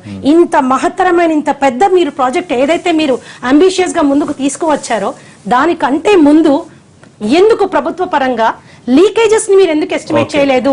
పిల్ఫరేజెస్ ని మీరు ఎందుకు ఎస్టిమేట్ చేయలేదు? మీ సంస్థలు, మీ ప్రభుత్వాలలోని ఇంప్లిమెంటేషన్ లో ఎన్ని ఫాల్ట్స్ ఉన్నాయి, ఎన్ని లొసుగులు ఉన్నాయి? ఈ లోపాలను సరిదిద్దడంలో ప్రభుత్వ అడుగులు, దాని గురించి కూడా మనం చర్చిద్దాం. చర్చలో సిపిఐ జాతీయ కార్యవర్గ సభ్యులు నారాయణ గారు కూడా పాల్గొంటున్నారు. వారి అభిప్రాయం తెలుసుకునే ముందు షార్ట్ బ్రేక్ తీసుకు 30 రోజుల నోటు కష్టాలకు సంబంధించి చర్చా కార్యక్రమం కొనసాగించే ముందు ఒకసారి వైజాగ్ లో ప్రజలు ఏమనుకుంటున్నారు, మరిన్ని వివరాలు అందించేందుకు మా ప్రతినిధి అశోక్ లైవ్ లో సిద్ధంగా ఉన్నారు. అశోక్, వైజాగ్ లో 30 రోజుల తర్వాత ఇంకా నోటు కష్టాలు కొనసాగుతున్నాయి. దీనికి సంబంధించి ప్రజల అభిప్రాయాలు ఏ విధంగా ఉన్నాయి? భోగి పెద్ద నోట్లు రద్దయి ఇప్పటికీ 30 రోజులు అయినప్పటికీ కూడా విశాఖ వాసుల కష్టాలు తీరలేదనే చెప్పుకోవచ్చు. ఎందుకంటే ఎక్కడ చూసినా సరే, ఏ ఏటీఎంలు బ్యాంకుల దగ్గర నుంచున్నా సరే గంటల పాటు క్యూలో నుంచుంటే 2,000 రూపాయల నోట్లు మాత్రమే వస్తున్నాయి. అయితే చాలా చోట్ల ఆ పరిస్థితి కూడా లేదు. ఎందుకంటే 80% ఏటీఎంలు చాలా వరకు కూడా పనిచేయని పరిస్థితి ఉంది. దీంతో సామాన్యులందరూ చాలా తీవ్ర ఇబ్బందులు గురవుతున్న పరిస్థితి అయితే ఉందని చెప్పుకోవచ్చు. మనతో పాటు ప్రస్తుతం కొంతమంది పబ్లిక్ ఉన్నారు, వారిని అడిగి తెలుసుకుందాం. సరే, ప్రధానంగా అమ్మ మీరు చెప్పండి, నోట్లు రద్దు తర్వాత డబ్బుల కోసం అసలు ఎలా ఇబ్బంది పడుతున్నారు? ఇప్పుడు ఒక గృహిణిగా ఇంట్లో అసలు ఎలాంటి పరిస్థితులు ఎదుర్కొంటున్నారు? అంటే 2,000 నోటు ఇస్తున్నారండి. బ్యాంక్ వెళ్తే 2,000 రూపాయలు ఇస్తే వాళ్ళకి చిల్లర చేంజ్ ఇవ్వమంటే వాళ్ళు చిల్లర చేంజ్ ఇవ్వట్లేదు. అంటే మోడీ గారు చేసిన కాన్సెప్ట్ బాగానే ఉంది, కానీ కరెన్సీ మాత్రం అందుబాటులో చేసిన తర్వాత చేసుంటే బాగుండు. పేదలైతే 2,000 రూపాయల నోటు ఇస్తే వాళ్ళు చిల్లర మార్కెట్కి వెళ్తే వాళ్ళు ఇవ్వట్లేదు డబ్బులు. మాకు అంటే వస్తువులు ఇవ్వడానికని చాలా ఇబ్బంది పెడుతున్నారు. తర్వాత ఏంటంటే, ఇప్పుడు నేనైతే ఎస్హెచ్జి గ్రూప్లని ఒక దీనిగా చేస్తున్నాను. మాకు లోన్స్ కూడా అవైలబుల్గా ఇచ్చేవారు. ఇప్పుడు ఏంటంటే చాలా మటుకు ఏంటంటే 10,000 తీయడం అవుతుంది. వారానికి 10,000 అంటే వాళ్ళు వ్యాపారస్తులు ఉంటారు, వాటికి లోన్ పెట్టుకుంటారు అన్నమాట. ఒక్కసారి 1,50,000 ఇచ్చిన వారి వారం తీస్తే 2 నెలలకి ఇది లోన్ అయితే వాళ్ళు ఇవ్వడం జరుగుతుంది. అలా అయితే వ్యాపారస్తులు ఒకసారి 10 మందికి ఇవ్వాల్సిన డబ్బు ప్రతి రోజుకి అంటే 4-5 రోజులకి ఒకరికి ఇచ్చుకొని రావాలన్నమాట. కరెన్సీ అయితే మాత్రం 2000 రూపాయలే ఇస్తున్నారు. 100 రూపీస్ లేవు, 500 లేవు. ఇప్పుడు 500 పట్టుకొని మేము బీచ్కి వచ్చామని అనుకోండి, అదేంటంటే ఇంతకు ముందు అయితే చాలా మటుకు మాకు వెసులుబాటుగా ఉండేది. ఇప్పుడు ఆ వెసులుబాటు లేదనమాట. మోడీ గారు చేసిన కాన్సెప్ట్ చాలా బాగానే ఉంది. ఆ నల్లధనం వచ్చిన 9వ రోజు అయితే చాలా మటుకు బస్తాలు విసిరేశారు డబ్బులు. అది నల్లధనం ఉన్న వాళ్ళు అలా విసిరేసుకున్నారు, పేదవాళ్ళు మాత్రం అలాగే ఉన్నారు. ఇంకో కాన్సెప్ట్ ఏంటంటే బ్యాంకు వాళ్ళు కూడా సహకరిస్తున్నారు. అది మైనస్ పాయింట్. సరే అంటే మీరు చెప్పండి, ఇప్పుడు మీ ఇన్నాళ్ళ ఎక్స్పీరియన్స్లో అంటే బ్యాంకుల ముందు అన్ని గంటల పాటు నిలబడి డబ్బులు తీసుకున్న పరిస్థితి ఎప్పుడైనా చూసారా? ఇప్పుడు ఎలా ఉంది? ఇప్పుడు ఈవెన్ ఏటీఎంస్ రాకమునుపు, కంప్యూటరైజ్ కాకమునుపు కూడా ఇంతసేపు బ్యాంకులో ఇప్పుడు ఉండలేదు. వెళ్ళి విత్డ్రాల్ ఫారం ఇస్తే వెంటనే దొరికింది. ఇప్పుడు అవర్స్ టుగెదర్ ఉండవలసి వస్తున్నది. ఈ ఇబ్బంది ఎప్పుడు తీరుతుందో మనకు తెలీదు. కానీ హయ్యర్ డినామినేషన్స్ ఎప్పుడు పోయాయో ఈ లోయర్ అదే 84% అనమాట. హైయర్ 1500 నోట్స్, ఈ 16% సర్క్యులేషన్లో లేదు స్మాలర్ నోట్స్. అంచేత ప్రజలు చాలా ఇబ్బంది పడుతున్నారు. అంతేకాని మరెటువంటి ఇబ్బంది లేదు. ఇది చిన్న షాపింగ్కి వెళ్తాం, 100-150 అవుతుంది, 2000 రూపాయలు ఇస్తే తను చేంజ్ లేదంటాడు. ఆయన పెద్ద ఘర్షణ ప్రాబ్లమ్ ఇవన్నీ క్రియేట్ అవుతున్నాయి. ఈ ప్రాబ్లమ్స్ అన్ని సాల్వ్ చేయడానికి immediately government smaller notes currency release చేయాలి. మీరు చెప్పండి, అంటే పొద్దుస్తమానం పని చేసి వచ్చి బ్యాంకుల దగ్గర నుంచి వాళ్ళంటే అసలు ఎలా ఇబ్బందిగా ఉంది? చాలా ఇబ్బందిగా ఉందండి. బ్యాంకుల కాడ క్యూల్లో గంటలు నిలబడాల్సి వస్తుంది. మరీ పింఛన్దారులు అయితే మరీ ఘోరం. మొన్న 1వ తేదీ ఇస్తే 5వ తేదీకి కూడా వాళ్ళకి పింఛన్ దొరకలేదు. మరీ అంతకుముందు ప్రతి నెల 1వ తేదీ కార్యదర్శి వచ్చి ఇంటికి వచ్చి పింఛన్లు ఇచ్చేవాడు. కొంతమంది ముసలాముతక వాళ్ళకి ఇంటికి వచ్చి ఏలు ముద్ర వేయించుకొని ఇచ్చేవాడు. అట్లాంటిది ఇప్పుడు అలాంటి పరిస్థితి లేదు. సరే అంటే మీరు చెప్పండి, సీనియర్ సిటిజన్స్గా అసలు బ్యాంకుల దగ్గర నుంచి అలాంటి ఏటీఎంల దగ్గర కానీ ఎలా ఇబ్బంది పడుతున్నారు? ఓవరాల్గా అంటే ఫ్యామిలీ నెట్కు రావాలంటే అసలు ఎలాంటి పరిస్థితులు ఇబ్బందిగా ఉన్నాయి? మేము యాక్చువల్లీ బెంగళూరు నుండి వస్తున్నామండి. మేము మార్నింగ్ 6 o'clock వెళ్ళి క్యూలో నుంచి ఉంటే అరౌండ్ 2:30-3 o'clock ఈవినింగ్ మధ్యాహ్నం ఇంటికి వచ్చి వాళ్ళం. ఈ మధ్యలో నాకు బ్యాంక్ క్లోజ్ 3:30 దగ్గర బ్యాంక్ క్లోజ్ అయిపోయింది అని అంటే ఎంతమందిని అంతా వాపస్ పంపించేసేవారు. So next day morning again they have to come back to bank at 6 o'clock, stand in the queue, and same problem they have to. This has been done from past 15-20 days. I'm facing Bangalore. So only one day I could able to correct the cash. I don't know how this will be solved. This problem is solved. I don't know how it is solved. సరే అంటే మీరు చెప్పండి, ఓవరాల్గా అంటే పెద్ద నోట్ల రద్దు తర్వాత 2000 రూపాయల నోట్లు మాత్రమే అందుబాటులోకి వచ్చినాయి. చిల్లర లేక మీరు ఎలా ఇబ్బందులు పడుతున్నారు? చాలా ఇబ్బందులు పడుతున్నాం. నరకం చూసేస్తున్నాం జనాలు. బ్యాంకుల దగ్గర లైన్లో నుంచోలేక చాలా ఇబ్బంది. మోడీ గారు చేసిన పని బాగానే ఉంది, కానీ ఇప్పుడు ఈ చిల్లర బాధలు ఎక్కువైపోయి చాలా ఇబ్బందులు పడుతున్నారు జనం. ఇది కంట్రోల్ బొమ్మని కంట్రోల్ చేసి జనాలను ఇబ్బంది పెట్టకుండా చూడండి ముందు. సార్ మీరు చెప్పండి. సార్ మాది నెల్లూరు స్వగ్రామం. నెల్లూరు నుంచి వస్తున్న బిజినెస్ పర్పస్ మీద ఈ మోడీ గారు చేసిన పని మంచి పని, బ్లాక్ మనీ అరికట్టడము. కానీ దానికి కొంతవరకు ఏటీఎంలో అందరికీ అందుబాటులో 500 రూపాయలు, 500 రూపీస్, 100 రూపీస్ ఎక్కువగా చాలామంది ఉంటే బాగుంటుంది. ఈరోజు నాకు 2000 పోయినా ఏ ఏటీఎంలో పోయినా 2000 రూపాయల కాగితం వస్తుంది. కానీ ఆ 2000 రూపాయలు జోబులో పెట్టుకొని నేను ఉదయం నుంచి ఏం తినలేదండి. 2000 రూపాయల కాగితం తీసుకో ఏ హోటల్కి పోయినా కానీ చేంజ్ లేదు అంటున్నారండి. ఎందుకండి మా డబ్బు మేము అకౌంట్లో వేసుకొని మేము ఏటీఎం డ్రా చేసుకొని మేము ఆ 2000 రూపాయలు పెట్టుకుని జేబులు సూపరాకారంగా చూసుకొని తిరగాల్సిందే, కానీ మా కడుపు నిండటం లేదండి. ఉదయం నుంచి వస్తున్నాం. ఏ బ్యాంకుకి పోయినా, ఏ హోటల్కి పోయినా, ఏ సినిమా హాల్కి పోయినా తీసుకోవటం లేదండి. అందువల్ల మేము చెప్పేది ఏంటంటే ఈ ఏటీఎంలో 100 రూపీస్, 500 రూపీస్ ఎక్కువగా రిలీజ్ చేసి ఏటీఎంలు ఎక్కువగా అందుబాటులో పెట్టాలండి. చాలా ఏటీఎంలు అందుబాటులో పెట్టామంటున్నారు కానీ ఏం పెట్టలేదండి. ఉన్న ఏటీఎంలు ఏడపోయినా అవుట్ ఆఫ్ సర్వీస్ అంటున్నారు, కానీ పెంచేది అవతల సంగతి, కానీ ఉన్న ఏటీఎంలన్నీ క్లోజ్ చేస్తున్నాయండి. అయితే ఈ పెద్ద నోట్ల రద్దు తర్వాత ప్రవేశపెట్టిన 2000 రూపాయల నోటుకి ఎక్కడ చిల్లర దొరకని పరిస్థితి ఉంది. దీంతో అటు ఎక్కడైనా సరే కూడా ఆ 2000 రూపాయల నోటు తీసుకెళ్లి కనీసం ఏదైనా కొనుక్కునే పరిస్థితి కూడా లేదు. దీంతో అటు ఇంటా బయట కూడా చాలా తీవ్ర ఇబ్బందులు పడుతున్న పరిస్థితి అయితే కనబడుతుందని ఇక్కడ విశాఖ వాసులు చెప్తున్న అభిప్రాయాలు అయితే మనకి తెలుసు. ఇది ఇక్కడ ఉన్న తాజా పరిస్థితి. Bhogi. Okay, thank you Ashok. Narayana గారు విన్నారు వైజాగ్ లో ప్రజల అభిప్రాయాలు. ఇప్పటికీ నిర్ణయాన్ని పూర్తి స్థాయిలో మనస్ఫూర్తిగా స్వాగతిస్తూనే ఉన్నారు. కష్టం పట్టడానికి కూడా ప్రజలు రెడీగానే ఉన్నారు. కానీ అటువంటి సందర్భంలో ప్రజలు పడుతున్న కష్టాలపైన ప్రభుత్వం దృష్టి సారించట్లేదనే ఒక ప్రధానమైనటువంటి విన్నపం వాళ్ళ దగ్గర నుంచి వస్తుంది. దాని మీద ఎక్కడా దృష్టి పెట్టిన ఇది లేదు. ఒకవైపు బ్యాక్ డోర్ లో సంపన్నులకు అందరికీ బడాబాబులందరికీ డబ్బులు వెళ్ళిపోతున్నాయి. కానీ డబ్బులు ఇక్కడ రెండు సమస్యలు. ఒకటి డబ్బులు డ్రా చేసుకోవడం సమస్య అయితే, పెద్ద నోటు చేతికి రావటం చిల్లర సమస్య ఒకటి. ఈ రెండు సమస్యల మీద ప్రభుత్వం అసలు ఎక్కడా మాట్లాడిన పరిస్థితి కూడా లేదనేది వారి ఆరోపణ. ఇప్పుడు దాని జోలికి రావడం లేదు. ఎందుకంటే సఫిషియెంట్గా టీవీలో వస్తూ ఉంది, ఎక్స్పోజ్ చేస్తున్నారు, ప్రజలు సమస్య చెప్తున్నారు. నేను 5-6 జిల్లాలకు పోయాను, అక్కడ నా ఎక్స్పీరియన్స్ ఉంది. అవన్నీ ఇప్పుడు చెప్పాల్సిన అవసరం, ఎందుకంటే నాకన్నా ఎక్కువ ఆడు చెప్తున్నారు కాబట్టి. ఇది మంది డెమోక్రటిక్ కంట్రీ. డెమోక్రటిక్ కంట్రీలో ఈవెన్ డిక్టేటర్ కంట్రీస్లో కూడా, ఈవెన్ హిట్లర్ కూడా ఈ పద్ధతిలో బిహేవ్ చేయలేదు. ఏంటంటే ఇప్పుడు ఇది RBI నోట్, ఇది I promise to pay this అనేది పైన ఉంది. ఈ నోట్ని 8వ తారీఖు 8 గంటలకు ఆయన మాట్లాడుతూ ఇది చిత్తు కాగితం అని చెప్పేసి ఆయన పడేసాడు. అంటే 500 రూపాయల నోటు, 10,000 రూపాయల నోటు, ఇది చిత్తు కాగితం అని చెప్పాడు. ఒక ప్రైమ్ మినిస్టరు ఇంత వాల్యుబుల్ కరెన్సీని, కరెన్సీ ఒక పవిత్రమైంది, ఇది లైఫ్, ఇది అంత కరెన్సీని ఇది చిత్తు పేపర్ అని చెప్పిన తర్వాత ఆయన ప్రైమ్ మినిస్టర్గా ఎట్టో కొనసాగుతాడు. ఒకటి, ఈవెన్ డిక్టేటర్ కంట్రీస్లో కూడా ఎంతో ఇట్లాంటి పని చేయలేదు. అది ఒకటి ఫండమెంటల్గా రాంగ్. ఒకటి. రెండవది, బ్లాక్ మనీ మీద మొట్టమొదటి నుంచి కమ్యూనిస్ట్ పార్టీకి మేము ఎప్పటి నుంచో బ్లాక్ మనీ ఎట్లా ఆగాలో దానికి వేరే మెథడ్స్ చెప్పాం. స్విస్ బ్యాంక్లో ఉండేది మొదలుకొని ఈ దేశంలో ఎగ్గొట్టినట్టు మహానుభావులు లిస్ట్ ఒకటి ఇచ్చి, చేతడానికి లిస్ట్ ఇచ్చి వీళ్ళందరి మీద అటాక్ చేస్తే బ్లాక్ మనీ బయటకు వస్తుందని చెప్పినాం. దాని జోలికి పోలేదు. సడన్గా బార్డర్ ఏరియాలో బ్లాక్ మనీ ఉంది, నక్సలైట్స్ బ్లాక్ మనీ ఉంది, దానికోసం మొత్తం నోట్లు మార్చేస్తానని చెప్పారు. అది కూడా మాకేం అభ్యంతరం లేదు. కానీ వ్యవసాయ కూలి మొదలుకొని రిక్షా పడదాకా రేపు నా పిల్లలకి ఏం చేయాలో చూసుకొని ఆల్రెడీ పెట్టుకుంటాడు. గంజో పెట్టుకొని చూసుకుంటాడు. సడన్గా దాదాపుగా 120 కోట్ల జనాభా వాడేటువంటి కరెన్సీని, 86% వాడుతున్న కరెన్సీని ఈ చిత్తుకాదని చెప్పిన తర్వాత ఆల్రెడీ కానీ పెట్టుకున్నారా? ఇమీడియట్గా అందుబాటులో ఉందా? లేదు. అంటే ముందు అందుబాటులో ఉంటే తెలిసిపోతుంది కదా, తెలిసిపోతే మళ్ళీ బ్లాక్ మనీ అయిపోతుంది కదా అని అంటున్నారు. ఇప్పుడు చంద్రబాబు నాయుడు నాయకత్వం ఒక కమిటీ వేశారు.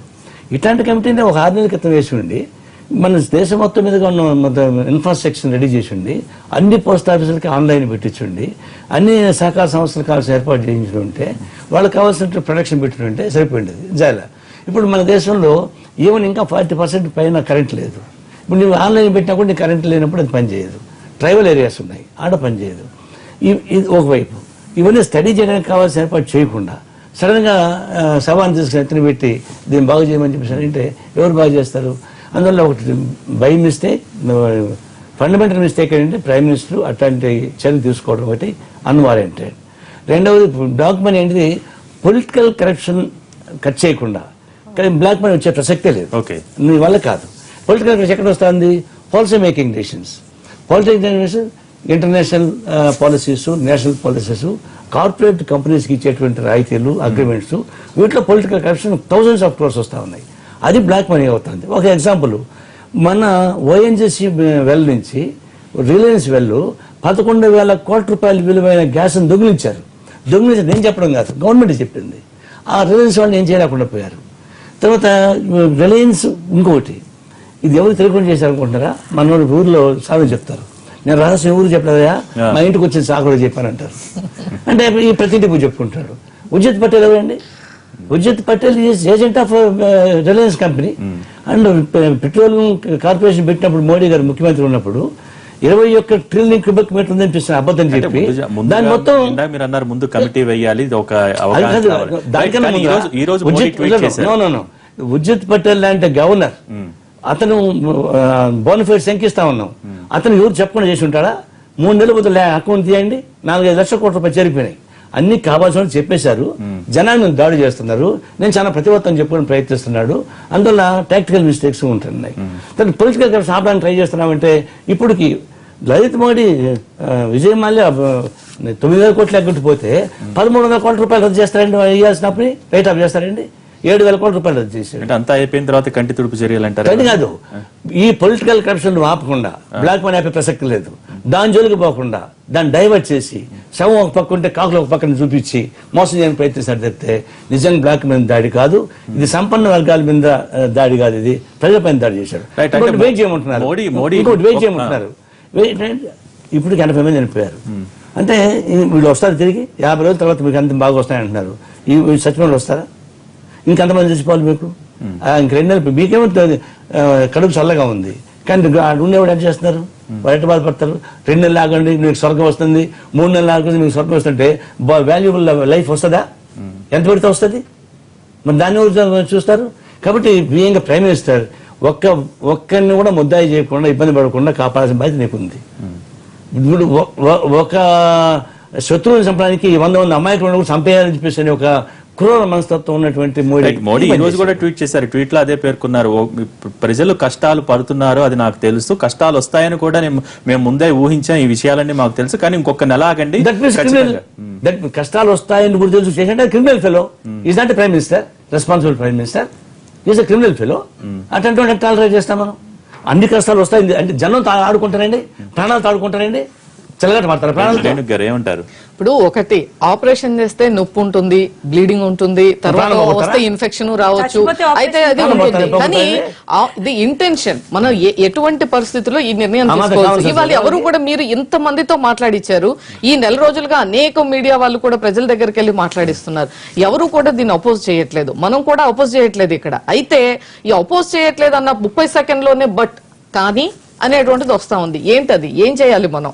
అంటే మనం ఈ వ్యవస్థని ఇలాగే ఉంచుదామా, దీన్ని ఇలాగే కుల్లబెడదామా, లేదా ఎక్కడో ఒక దగ్గర ఒక బిగినింగ్ తీసుకొచ్చి ఒక సంస్కరణలు దిశగా ముందుకెళ్దామా? మొట్టమొదటిది మనం దానికి మనం ఉన్నామా లేదా? రెండోది నొప్పి భరించడానికి కూడా సిద్ధంగా ఉన్నారు, కానీ ప్రాణాలు పోయిన తర్వాత లేదు. అదే అంటున్నాం, మనం ముందరే చంపేస్తున్నాం. సైకలాజికల్ గా వీఆర్ యాక్చువల్ గా as a social responsible citizens గా మనందరం కూడా ఈ యొక్క మార్పు సందర్భంలో ఒక క్లిష్టమైనటువంటి పరిస్థితి, ఒక ట్రాన్సిషన్ స్టేజ్ లో ఉన్నాం. ఇటువంటి పరిస్థితుల్లో మనము మన పక్కన ఉన్నటువంటి సోదరీమణులకు ఇవ్వవలసింది ఒక ఆత్మ గౌరవం, ఒక ఆత్మ విశ్వాసం, వాళ్ళలో ఒక కాన్ఫిడెన్స్ ఇవ్వాలి. రెండు, మనం ఒక సహాయం చేయాలి. మనం ప్రభుత్వం అంటే ప్రభుత్వం part of the government. Who is government? Without people there is no government. Only మనము అంటేనే గవర్నమెంట్ వస్తుంది. మనం లేదు, మనం తలుచుకుంటే ఆ ప్రభుత్వాలు పడిపోతే మనకు కావాలంటే ప్రభుత్వాలు వస్తాయి.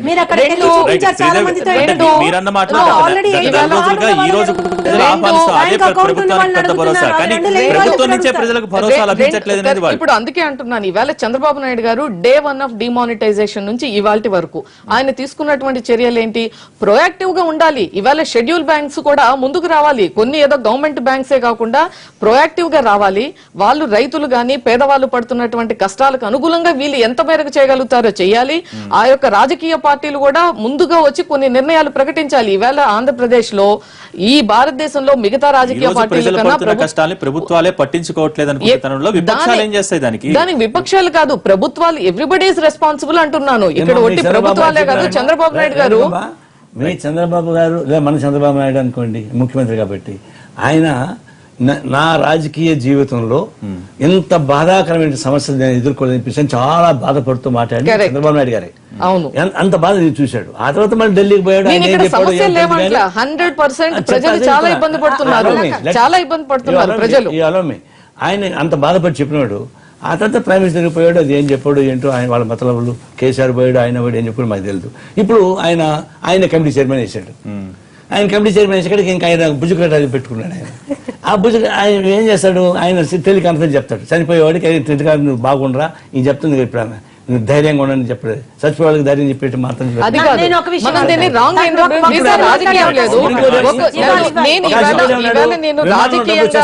విమానంలో డబ్బులు వచ్చేస్తున్నాయి అని 60 లక్షల రూపాయలు బిల్ ఇచ్చారండి గవర్నమెంట్ కి. మేము ఎయిర్లైన్స్ ద్వారా మాకు హైదరాబాద్ వరకే వచ్చింది కరెన్సీ, ఆంధ్రప్రదేశ్ కి ఇవ్వలేదు. ఆర్బీఐ నుంచి 2000 కోట్ల రూపాయలు హైదరాబాద్ వచ్చింది. ఇక్కడ నుంచి తిరుపతి గానీ, విశాఖపట్నం గానీ, విజయవాడ గానీ మేము ప్రైవేట్ షాప్ ప్లేన్స్ లో మొత్తం సీట్లన్నీ తీయించి 60 లక్షలు దానికి బిల్లు కట్టాం మేము. అంటే ప్రజలకి తొందరగా ఇవ్వాలి, మనం ఇచ్చేటువంటి సర్వీసెస్ మనం ప్రజల కోసం తీసుకున్నాం ఆ ఇనిషియేటివ్. మిగతా గవర్నమెంట్స్ తీసుకోలేదే. మేము సండేస్ ఎందుకు ఓపెన్ చేశాము? ఇవాళ ఎందుకు ఆన్లైన్ లో ఫేర్ ప్రైస్ షాప్స్ ఉన్నాయి? మీరు ఒక నెల రోజులు వాళ్ళు ఇచ్చేటువంటి వీటిని మేము నెల రోజుల తర్వాత ఇస్తామని చెప్పాము. బ్యాంకింగ్ కరెస్పాండెన్స్ పెట్టాము.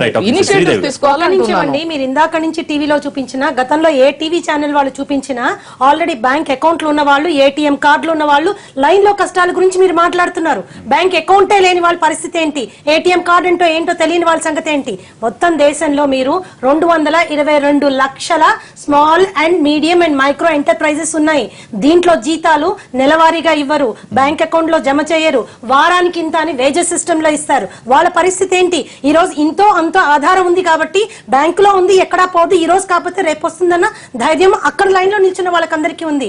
నేను ఈ రోజు పొద్దునెళ్ళి కూలి చేస్తే గానీ సాయంత్రం నాకు డబ్బులు రావు, ఆ డబ్బులు తీసుకెళ్తే కానీ నా భార్య బిడ్డకు నేను బువ్వ పెట్టలేను అనే పరిస్థితి గురించి ఎవరు అడ్రస్ చేయడం లేదు. ఈ రోజు మనం అందరం కూడా ఒక నిమిషం ఆగాలి మీరు. రెండో విషయం క్యాష్ లెస్ ట్రాన్సాక్షన్ గురించి చాలా గొప్పగా చాలా పెద్దగా మాట్లాడుతున్నారు, రాయితీలు అంటున్నారు, ఇవన్నీ అంటున్నారు. కానీ వాస్తవాలు టీవీ చూసే వాళ్ళందరూ కూడా తెలుసుకోవాలి, మనం కూడా తెలుసుకోవాలి. వాస్తవాలు ఏంటంటే ఈ రోజు గణాంకాలు, ప్రభుత్వం ఇచ్చిన గణాంకాల ప్రకారమే banking percolation only 46%, internet availability only 22%. ఇంకా ఇండియాలో 19% మందికి దెర్ ఇస్ నో ఎలక్ట్రిసిటీ. ఇవన్నిటిని అడ్రస్ చేయకుండా, ఇన్ఫ్రాస్ట్రక్చరల్ డెవలప్మెంట్స్ ని దేన్ని టేక్ కేర్ చేయకుండా ఇంత పెద్ద డెసిషన్ తీసుకుని ఇబ్బందులు వచ్చినప్పుడు భరించండి అంటే భరించే శక్తి అందరికీ ఉండదండి. చిన్న మొక్కకి రోజు నీళ్లు పోయాల్సి వస్తుంది, ఇంకొంచెం పెద్దకి 2-3 రోజులకు ఒక రోజు నీళ్లు పోయాల్సి వస్తుంది. పెద్ద మానుకి నెలకొకసారి పోసినా బతుకుతుంది. 50 రోజులు ఉండమ్మా చిన్న మొక్క, నువ్వు చచ్చిపోతే నేను అమృతం పోస్తానంటే అది వీలు పడని పరిస్థితి. You cannot only talk about people who have bank accounts, people who have ATM cards. నేను ఇంకో విషయం చెప్తాను మీకు. 14 మిలియన్ మర్చెంట్స్ ఉన్నారు ఇండియాలో. 14 మిలియన్ మర్చెంట్స్ ఉన్నారు. ఓన్లీ 1.4 మిలియన్ మర్చెంట్స్ దగ్గరే పాయింట్ ఆఫ్ సేల్ మెషిన్స్ ఉన్నాయి. ఆ కొత్త మెషిన్స్ ఎప్పుడు క్రియేట్ చేస్తారు, ఎప్పుడు సేల్ చేస్తారు, ఎప్పుడు వస్తుంది? ఇంకోటి, అన్ని అసలు కొత్త నోట్స్ ప్రింట్ చేయడానికి ఎన్ని రోజులు పడుతుంది? అందరు ఆర్థికవేత్తలు ఈ రోజు చెప్తున్నారు కనీసం 5-6 నెలలు పడుతుందని టైం. 5-6 నెలలు పట్టిన తర్వాత 19 రిజర్వ్ బ్యాంక్స్ కి అవి ట్రాన్స్ఫర్ అవ్వాలి. అక్కడి నుంచి 4,000 క్యాష్ చెక్స్ కి వెళ్ళాలి. అక్కడి నుంచి 2 లక్షల పైచీలకు ఏటీఎంలకు రావాలి. అంటే వెరసి ఎన్ని రోజులు పడుతుంది? ఈ 50 రోజుల డెడ్ లైన్ ఏ మాత్రము వాస్తవికంగా అనిపించడం లేదు. ఏమాత్రం వాస్తవికం. చచ్చిపోయేవాడు ఆపరేషన్ ఎంత ఇన్నోవేటబుల్ అయినా, ఎంత ఎక్స్పర్ట్ డాక్టర్స్ చేసినా, ఎంత లేటెస్ట్ టెక్నాలజీ యూజ్ చేసినా, పేషెంట్ చచ్చిపోతే అది పనికిరాని ఆపరేషన్ కింద లెక్క. రైట్. పాపారావు గారు, ఇక్కడ క్యాష్ లెస్ ట్రాన్సాక్షన్స్, నగదు రహిత లావాదేవీల గురించి మాట్లాడుతున్నారు. ఈ రోజు జైట్లీ కూడా దాని గురించే ప్రస్తావించారు. కానీ ఎక్కడ క్షేత్రస్థాయిలో ఉన్న సమస్యలు, బ్యాంకింగ్ బ్యాక్ డోర్ లో అవుతున్న వ్యవహారాలకు సంబంధించి కానీ ఎక్కడ మాట్లాడిన సందర్భం లేదు. ఇటువంటి సందర్భంలో ఆర్బీఐ ఈ రోజు ఉదయం 500 రూపాయల నోట్లు పెద్ద సంఖ్యలో వచ్చే అవకాశం లేదు ఇప్పట్లో అని ఒక స్టేట్మెంట్ ఇచ్చారు. తర్వాత చిల్లర కూడా మేము అందించలేమంటూ చెప్పారు. కానీ ఈవినింగ్ వచ్చేసరికి కమిటీ మాట్లాడిన తర్వాత ఓకే 15th నుంచి 500 నోట్స్ వస్తాయని చెప్తారు. ఆర్బీఐకే అక్కడున్న పెద్దలకే ఒక క్లారిటీ గానీ దానికి సంబంధించి నమ్మకం గానీ లేకుండా ఉంది. ఏంటి పరిస్థితిని ఏ విధంగా చూడొచ్చు? అంటే ఒకటండి, క్యాష్లెస్ ఎకానమీ అని చెప్తున్నారు కదా. క్యాష్లెస్ ఎకానమీ ఒకటి. దీనికి ముందు ఈ క్యాష్లెస్ ఎకానమీ గురించి ఇందాక ఎవరు ప్రపోజ్ చేశారో చెప్పారు, కెన్నెత్ రోగాఫ్. దాంతో పాటుగా దీనికి సంబంధించిన వ్యవహారాలు ఇక్కడ లేవు, IMF లో కూడా ఉన్నాయి. లారీ సమ్మర్స్ అని అమెరికన్ ట్రెజరీ సెక్రటరీ, అంటే అమెరికా ఆర్థిక మంత్రి గతంలో క్లింటన్ గవర్నమెంట్లో, ఆయన చాలా స్ట్రాంగ్గా అడ్వకేట్ చేశాడు. IMF రీసెర్చ్ గ్రూప్ మీటింగ్లో ఆయన అడ్రస్ చేసింది ఏంటంటే క్యాష్లెస్ ఎకానమీ గురించి ఆయన చాలా బలంగా ప్రతిపాదించాడు. ఎందుకంటే వాళ్ళ క్యాష్లెస్ ఎకానమీ ప్రపంచం అంతా ఈరోజు ఉన్నటువంటి వ్యవస్థ, మార్కెట్ వ్యవస్థ ఉపాధి అవకాశాలు కల్పించలేక ఉన్న ఉద్యోగాలు పోతా గ్లోబల్ క్రైసిస్ లో ఉంది. ఇంకా వెళ్తుంది లోపలికి. అందుకే ట్రంప్ వచ్చాడు అక్కడ, లేకపోతే బ్రిటన్ లో బ్రెగ్జిట్ జరిగింది. ఈ క్రైసిస్ టైంలో ఏమవుతుందంటే they wanted to have negative interest rates. Interest రేట్లు ఇప్పుడు ఉన్నట్లుగా 1%, 0% పైన ఉండకూడదు, 0% కంటే కిందకు ఉండాలి. Negative interest rates. Japan is trying that. ఈ నెగటివ్ ఇంట్రెస్ట్ రేట్ అంటే ఏంటంటే మీరు కనుక డబ్బులు బ్యాంకులో పెట్టుకుంటే మీరు ఇంతకుముందు మామూలు ఇంట్రెస్ట్ రేట్ ఎంతో కొంత 1-2.5 ఇచ్చేవాళ్ళు ఇంట్రెస్ట్. ఇప్పుడు అది ఇవ్వరు. మీరు బ్యాంకులో డబ్బులు పెట్టుకుంటే మీరు బ్యాంకుకి డబ్బులు కట్టాలి. మీరు బ్యాంకుకి డబ్బులు కట్టి మీరు పెట్టుకోవాలి. ట్రాన్సాక్షన్ ట్యాక్స్ మీరు బ్యాంకు డబ్బులు కట్టి పెట్టుకోవాలి. అది నెగటివ్ ఇంట్రెస్ట్ రేట్ తేవడానికి ట్రై చేస్తున్నారు. అది తెస్తే ఏమవుద్దంటే వీళ్ళు ఇప్పుడున్న పరిస్థితిలో, క్యాష్ ఇట్లా ఉన్న పరిస్థితిలో అది తెచ్చి నెగటివ్ ఇంట్రెస్ట్ రేట్ పెడితే అందరూ విత్డ్రా చేసేసుకుంటారు. క్యాష్ వాడికి కట్టి అక్కడ పెట్టి డబ్బులు నేనే తెచ్చుకుంటా, తెచ్చేసి బయటికి. అంటే బ్యాంక్ రన్ జరుగుద్ది, బ్యాంకులన్నీ కొలాప్స్ అయిపోతే వాటి దగ్గర లోన్స్ ఇవ్వడానికి డబ్బులు ఉండవు. ఈ స్థితిలో ఆపాడాలంటే ఏం చేయాలంటే క్యాష్లెస్ ఎకానమీ తేవాలి. క్యాష్లెస్ ఎకానమీ క్యాష్ లేకుండా చేసేస్తే డిజిటైజ్ చేసామంటే అది ఆపేస్తారు, మొత్తం స్తంభించిపోద్ది. కాబట్టి దీనికోసం చేసిన పని ఇది. దాని అంతటి పర్పస్ ప్రపంచంలో ఉన్నటువంటి మొత్తం వ్యవస్థ, మార్కెట్ వ్యవస్థ తీవ్రమైనటువంటి సంక్షోభంలో ఉంది. దానికి ప్రయోగశాలగా భారతదేశాన్ని మార్చుకొని అమెరికాలో చెప్పినటువంటిది కెన్నెత్ రోగాఫ్ చెప్పింది కూడా అభివృద్ధి చెందిన దేశాలకు దీన్ని ప్రతిపాదిస్తే దాన్ని తెచ్చి ఆయన కూడా క్లియర్ గా చెప్పాడు, ఇండియాలో ఇది ఇట్లా చేయకూడదు. పైగా మీరు అడ్వాన్స్ ఇంటర్నెట్ కనెక్టివిటీ గానీ అదే కాదు నేను ఇంకోటి కూడా చెబుతాను. అసలు క్లాష్లెస్ ఎకానమీ పక్కన పెట్టండి, మీరు డిజిటైజ్ చేయలేరు, దీన్ని డిజిటైజ్ వ్యవహారం పక్కన పెట్టండి. రెండోది అసలు ఈ రోజు కొత్తగా తెచ్చిన మాట మొదటి రోజు నుంచి లేదు, మొదటి రోజు నుంచి డిజిటలైజేషన్ వ్యవహారం లేదు. మొదటి రోజు వీళ్ళు మాట్లాడింది బ్లాక్ మనీ గురించి, టెర్రరిజం గురించే మాట్లాడారు మోడీ గారు. తర్వాత ఇప్పుడు మధ్యలో తెచ్చారు, దాన్ని మధ్యలో తెచ్చి మాట్లాడుతున్నారు డిజిటలైజేషన్. ఇప్పుడు నేను మొదటి వ్యవహారాలు మాట్లాడుతున్నా, మీకు ఆ చిత్తశుద్ధి లేదు, మీరు బ్లాక్ మనీ గురించి కాదు. ప్రజలు ఆల్రెడీ చాలా మంది అంటున్నారు బ్లాక్ మనీ అంటే మొత్తం డబ్బులు బ్యాంక్ వచ్చేసినాక అన్ని బ్లాక్ మనీ కూడా మారిపోయింది, పెద్దవాళ్ళంతా చెప్తాను, ఉదాహరణలు చెబుతా. ఈ బ్లాక్ మనీ వ్యవహారం అయితే కరెన్సీ ఎంత ఉంది, మొత్తం కరెన్సీ మీదే కదా అటాక్. ఇప్పుడు కరెన్సీ ఎంత ఉంది దేశంలో? కరెన్సీ 10.4% ఆఫ్ ది ఎకానమీ మాత్రమే. మిగతా 89.6% ఎకానమీ దేనిలో ఉంది? గోల్డ్ లో ఉంది, ఫారిన్ అకౌంట్స్ లో ఉంది, ఫారిన్ కరెన్సీలో ఉంది, రియల్ ఎస్టేట్ లో ఉంది. దీన్ని మీరు టచ్ చేయలేదు ఇంతవరకు.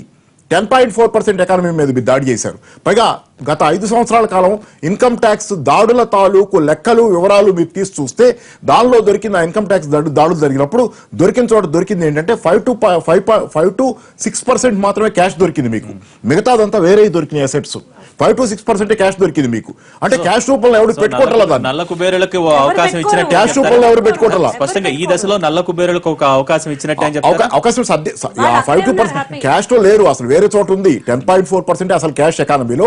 దానిలో ఇన్కమ్ ట్యాక్స్ రేట్ చేస్తే దొరికింది, దొంగ డబ్బులు పెట్టుకుంటున్నారు 5.56%. కాబట్టి ఆ మాత్రం పరిమితిలోనే ఉంటున్నారు వాళ్ళు. కాబట్టి మీరు డబ్బు మీద దాడి చేస్తే ఏమి రాదు, దేశం నాశనమే. కాబట్టి మొదట చెప్పిందైనా అబద్ధం కావాలి, ఇప్పుడు డిజిటైజేషన్ అయినా అబద్ధం కావాలి. నాకు అర్థమైనంత ఏంటంటే మొదట చెప్పిందే అబద్ధం.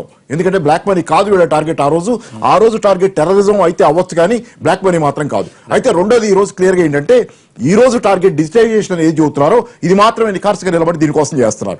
భారతదేశం మీద బలవంతాన భారతదేశం ఈ రోజు ఒక ఆర్థిక కాన్సన్ట్రేషన్ క్యాంప్ గా మారింది. ప్రజలు సఫకేట్ ఊపిరాడక సతమతం అయిపోతున్నారు, గ్యాస్ ఛాంబర్ లో ఉన్నట్టు. డబ్బు లేక విలవిల్లాడిపోతున్నారు. పెద్ద మనుషులు ఎవరు వాళ్ళు అడుగుతున్నారు ప్రతి చోట ఇదే మాట. ఎవరు మాట్లాడినా క్యూలలో కూడా చూడండి మీరు, మైకులు పెట్టి రకరకాల ఛానల్ ఏమంటున్నారంటే పెద్దవాళ్ళు ఎవరు క్యూల్లో లేరు, కార్లు పెద్ద కార్లలో వచ్చిన వాళ్ళు ఎవరైనా ఇక్కడ ఉన్నారా, పెద్ద మనుషులు లేరు మాట్లాడుతున్నారు. చూడండి అది బడాబాబులకు బ్యాంకుల్లో దొరుకుతున్న నగదు సామాన్యుడికి ఎందుకు దొరకట్లేదు? చిన్న బ్రేక్ తర్వాత దీని గురించి చర్చించారు. ఇప్పుడు ఈ రోజున సమస్య ఏదైతే ఉందో, 2 సమస్యలు, ఒకటి పెద్ద నోటు సమస్య, ఒకటి 2 దానికి చిల్లర దొరకట్లేదనే సమస్య. కానీ ఇందాక పాపారావు గారు ఒక విషయం చెప్పారు, బడాబాబులందరికీ నోటు చక్కగా దొరుకుతున్నాయి. ఈ రోజు కూడా దాదాపు 90 కోట్లు ఐటీ దాడుల్లో దొరికితే దాంట్లో 70 కోట్లు పెద్ద నోటు, 2,000 రూపాయల నోటు. అసలు వారానికి 24,000 రూపాయలు మీరు డ్రా చేసుకోవచ్చని ప్రభుత్వం చెప్పింది. బ్యాంకుకి వెళ్తే అటువంటి పరిస్థితి లేదు, 12,000 కంటే ఎక్కువ ఇవ్వట్లేదు, రోజుకు 2,000 రూపాయల కంటే ఎక్కువ ఇవ్వని పరిస్థితుల్లో 70 కోట్లు 2,000 రూపాయల నోట్లు ఒకళ్ళ దగ్గర ఒకళ్ళ ఇంట్లో దొరికాయంటే పరిస్థితి ఏ విధంగా ఉందనుకోవచ్చు.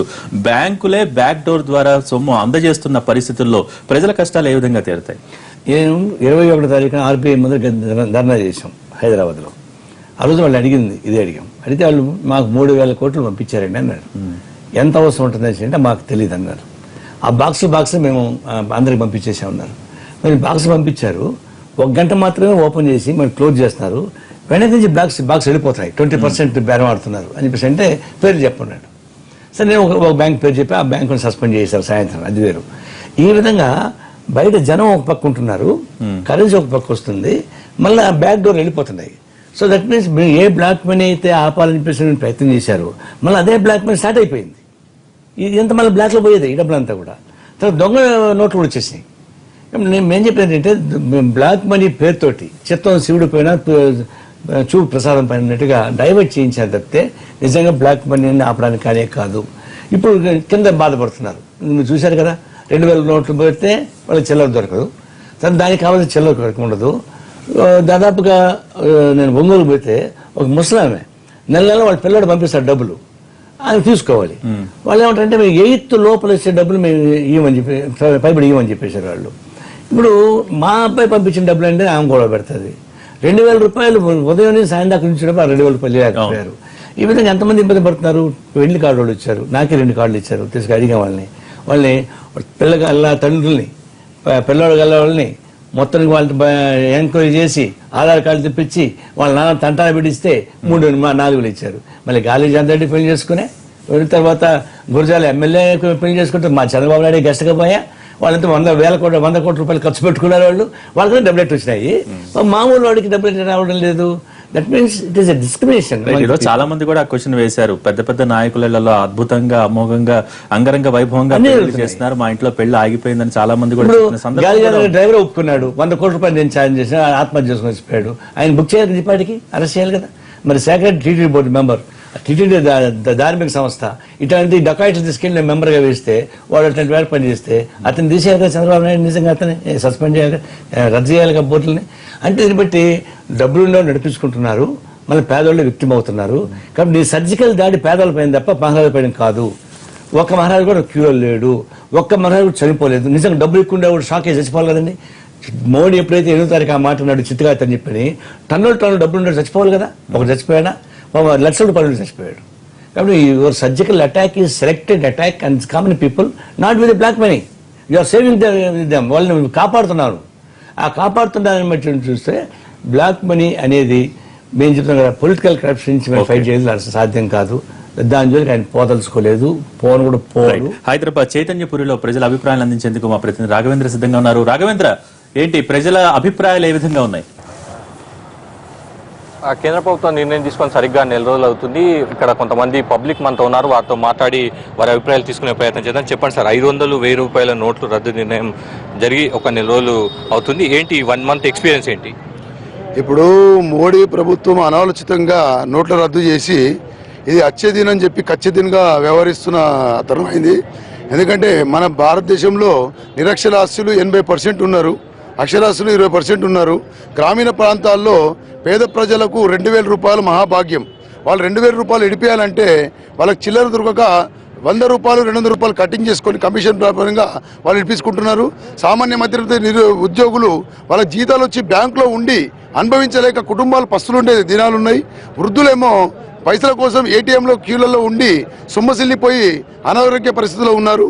ఈ విధంగా జరుగుతున్న సామాన్య ప్రజలు ఇబ్బంది పడుతుంటే బీజేపీ ప్రభుత్వంలో ఉన్న మినిస్టర్లు, ఎమ్మెల్యేలు వాళ్ళ బిడ్డలకు 1000 కోట్లతోటి పెళ్లిళ్ళు చేసి మరియు వాళ్ళ ఇళ్లలో 70 కోట్ల నల్లధనాన్ని పట్టుకున్న రోజులు మనకు ఈరోజు టీవీలలో చూస్తున్నాం.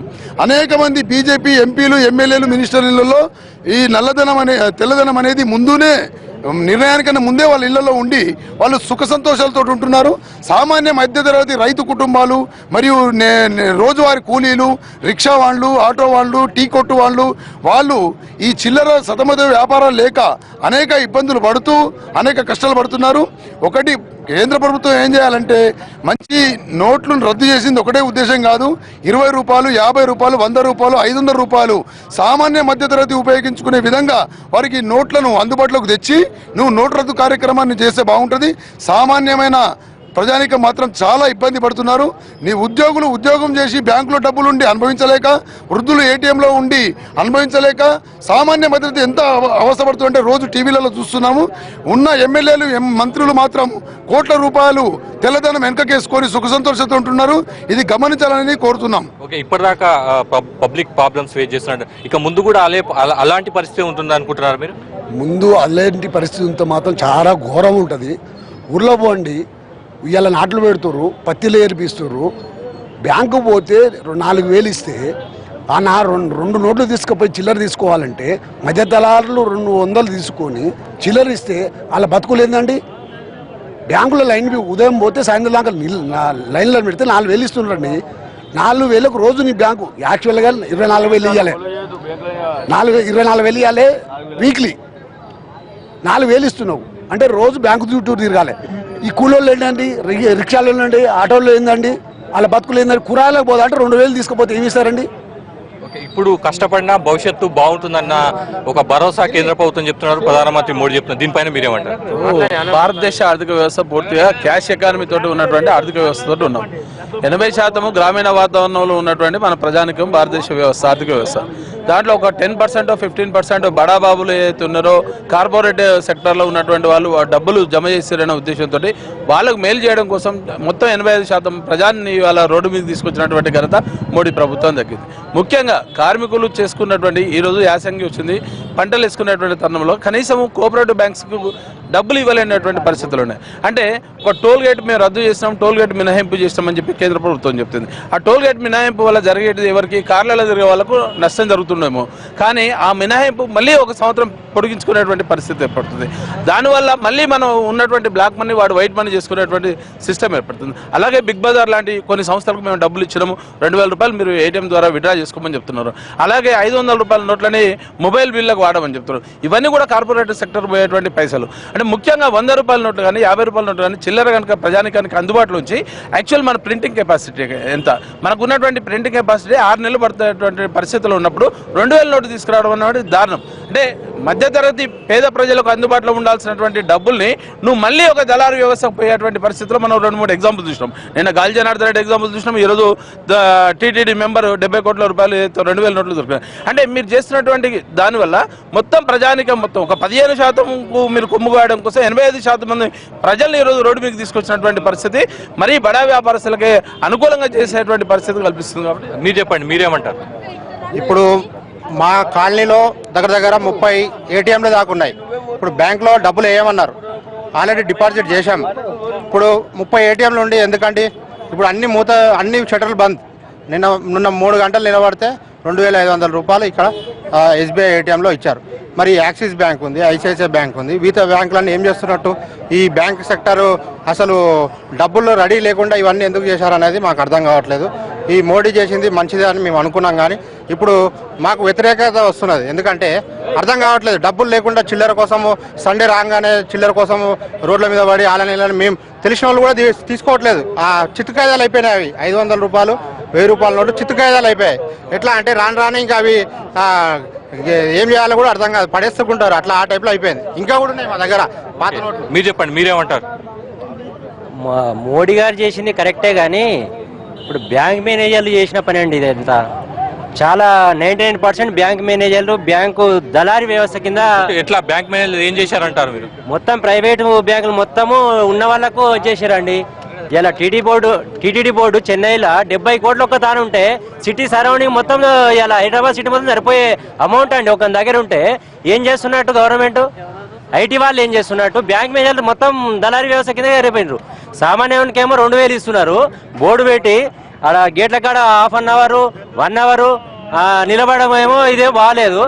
500 రావాలి, చిల్లర రావాలి. వచ్చినాక జనజీవనం అది మొత్తం స్తంభించిపోయింది. ఇప్పుడు క్యాష్ లెవెల్ మొత్తంలో ఉన్నత స్థానాలకే కార్పొరేట్ వాళ్ళకే మంచి జరిగింది.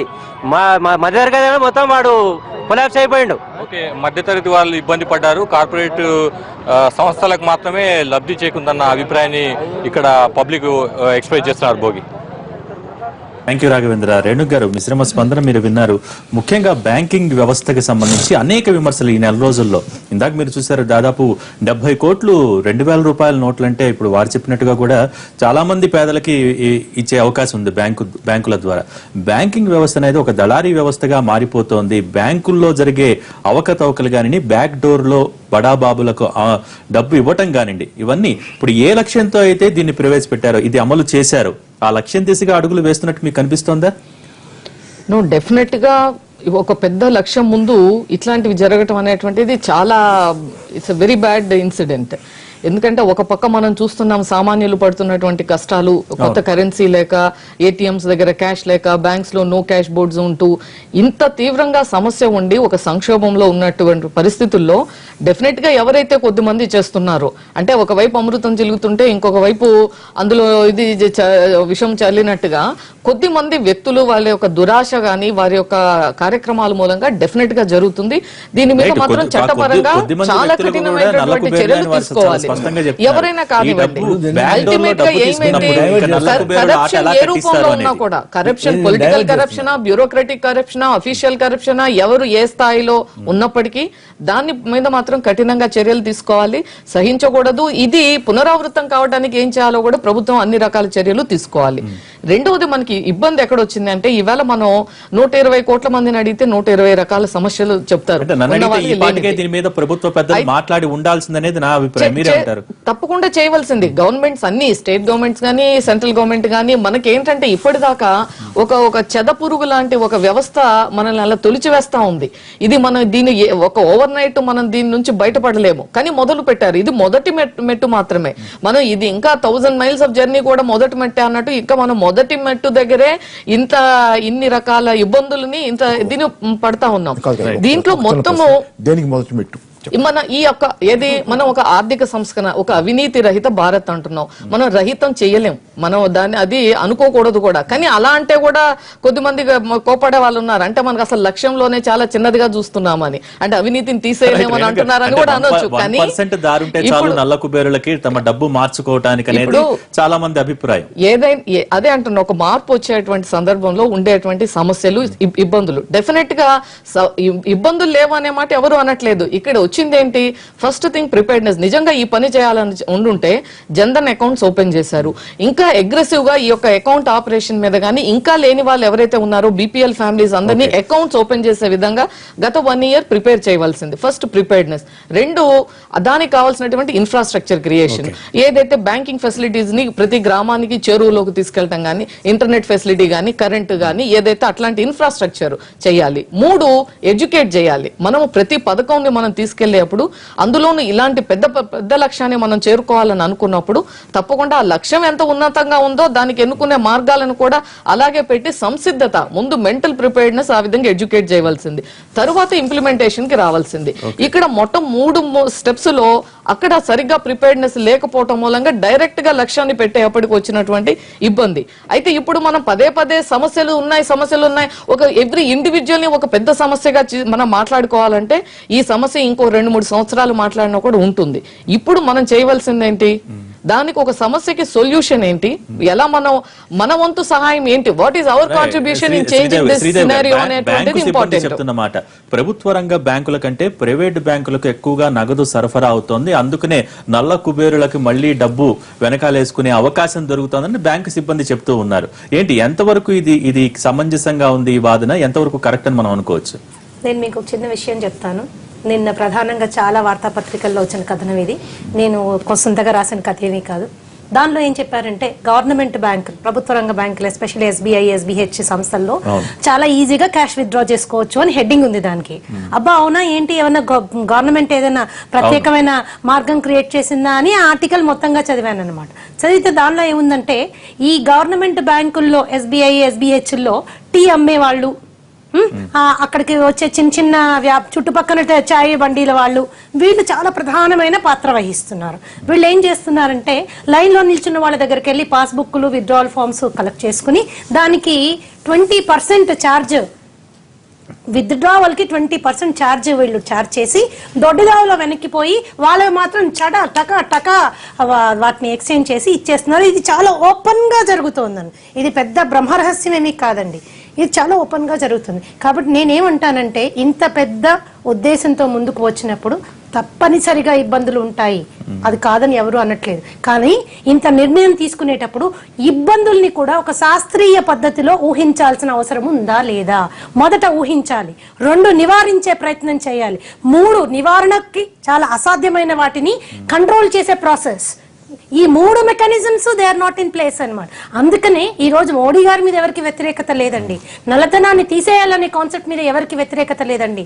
నల్లధనాన్ని తీసేయాలి, నల్ల కుబేర్లని బయటికి రాగాలి, వాళ్ళ తాట తీయాలి, అందరూ దానికే ఉన్నారు. ఇంత అసహనంలో కూడా అందరూ దాన్ని పాజిటివ్ గా చెప్తున్నారు, because India is for it. కాకపోతే ఏంటంటే, మార్పులో కొన్ని ఇబ్బందులు ఉంటాయి, పురిటిన నొప్పులు లేకుండానే బిడ్డ పుడతాడా, ఇట్లాంటివన్నీ చెప్తున్నారు.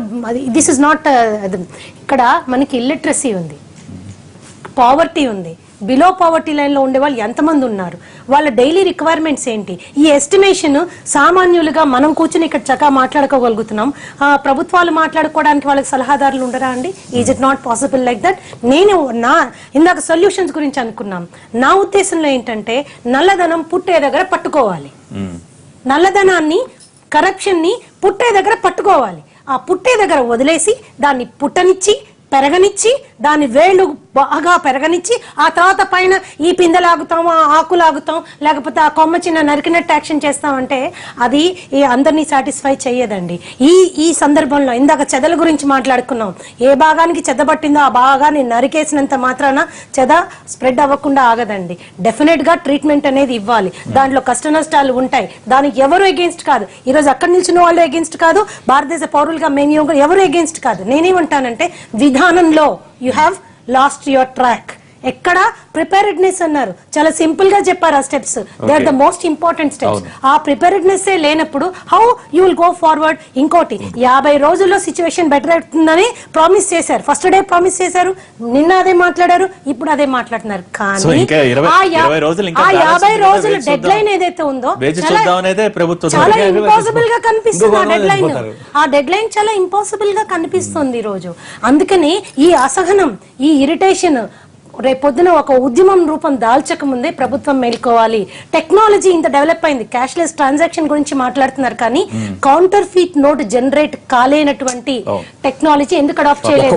ఆ కరెన్సీ నోట్ ని అసలు ఇమిటేషన్ కి ఎలిజిబిలిటీ లేదు. No one can. ఆస్ట్రేలియాలో లేదా అండి ఆ టెక్నాలజీ? రైట్. అంటే పాపారావు గారు ఇందాక బ్యాంకు సిబ్బంది మాట్లాడుతూ కూడా ప్రభుత్వ రంగ బ్యాంకుల్లో ఖాతాదారుల సంఖ్య ఎక్కువ ఉంటుంది కాబట్టి ఖాతాదారుల సంఖ్యను బట్టి మీరు బ్యాంకులకు క్యాష్ డిస్ట్రిబ్యూషన్ కనుక జరిగినట్టయితే ఈ సమస్య వచ్చి ఉండేది కాదు. సరే, చిల్లర సమస్య ఎలా తీరుస్తాం అనేది పక్కన పెడితే ఫస్ట్ అసలు 2000 రూపాయల నోట్ చేతిలో పడితే కొంతైనా ఉపశమనం పొందుతాడు ప్రతివాడు. నాకు కొత్త నగదు వచ్చిందని ఒక ఉపశమనం ఉంటుంది. నల్లధనం వస్తుందంటే 2000 రూపాయలు ఎట్లా తగ్గిస్తుంది నల్లధనాన్ని? రైట్ రైట్ పాపారావు గారు. ఒక నిమిషం. బ్యాంక్ ఎంప్లాయీస్ అసోసియేషన్ కూడా వాళ్ళు మాట్లాడారు. రాంబాబు గారు వాళ్ళు వచ్చి మాట్లాడారు క్లియర్ గా. ప్రెస్ మీట్ పెట్టి వాళ్ళు మాట్లాడి చెప్పింది ఏంటంటే ప్రైవేట్ బ్యాంకులకి రిజర్వ్ బ్యాంక్ ఎక్కువ డబ్బులు ఇస్తుంది. ఓపెన్ గానే జరిగింది ఆ రోజు అంతా. వాళ్ళు చెప్పిందంతా ఇస్తుంది అనేది వాళ్ళు స్పష్టంగా చెప్పారు.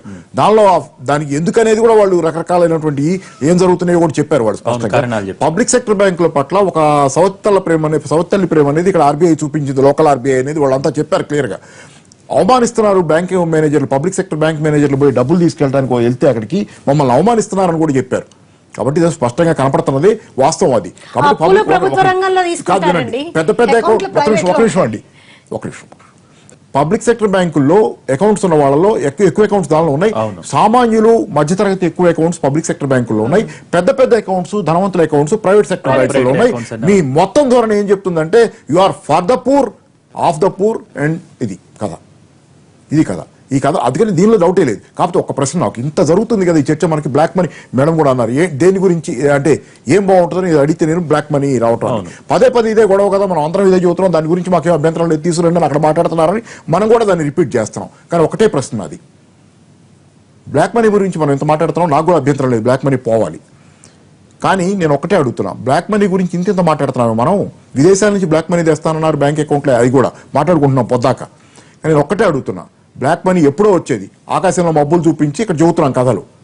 కానీ ఇప్పుడు ఆల్రెడీ మీరు సంవత్సరానికి 17-18 లక్షల కోట్లతో నేషనల్ బడ్జెట్ వేస్తున్నారు, జాతీయ బడ్జెట్, దేశ బడ్జెట్ వేస్తే ఆ డబ్బులు ఎవరు ఖర్చు పెడుతున్నారు? మీరు ఉన్న డబ్బులు, మీరు ఎక్కడో తెచ్చే డబ్బులు రేపు పొద్దున మీకు ఇస్తాము, ఇప్పుడు పట్టుకుంటే ఇప్పుడు ఎన్ని పట్టుకొచ్చే డబ్బుల్లో కూడా మీకు వెల్ఫేర్ స్కీమ్స్ చేస్తామని చెబుతున్నారు. పచ్చి అబద్ధాలు. ఎందుకంటే మీరు ఆల్రెడీ ఉన్న డబ్బులు దేనికి వాడుతున్నారు? వచ్చే డబ్బులు ఎందుకు వాడతామని పొద్దాక గుర్రం ముందు పచ్చిగడ్డి కట్టినట్టు పరిగెత్తిస్తున్నారు జనం చేత, అవి వస్తే మీకు చేస్తామని.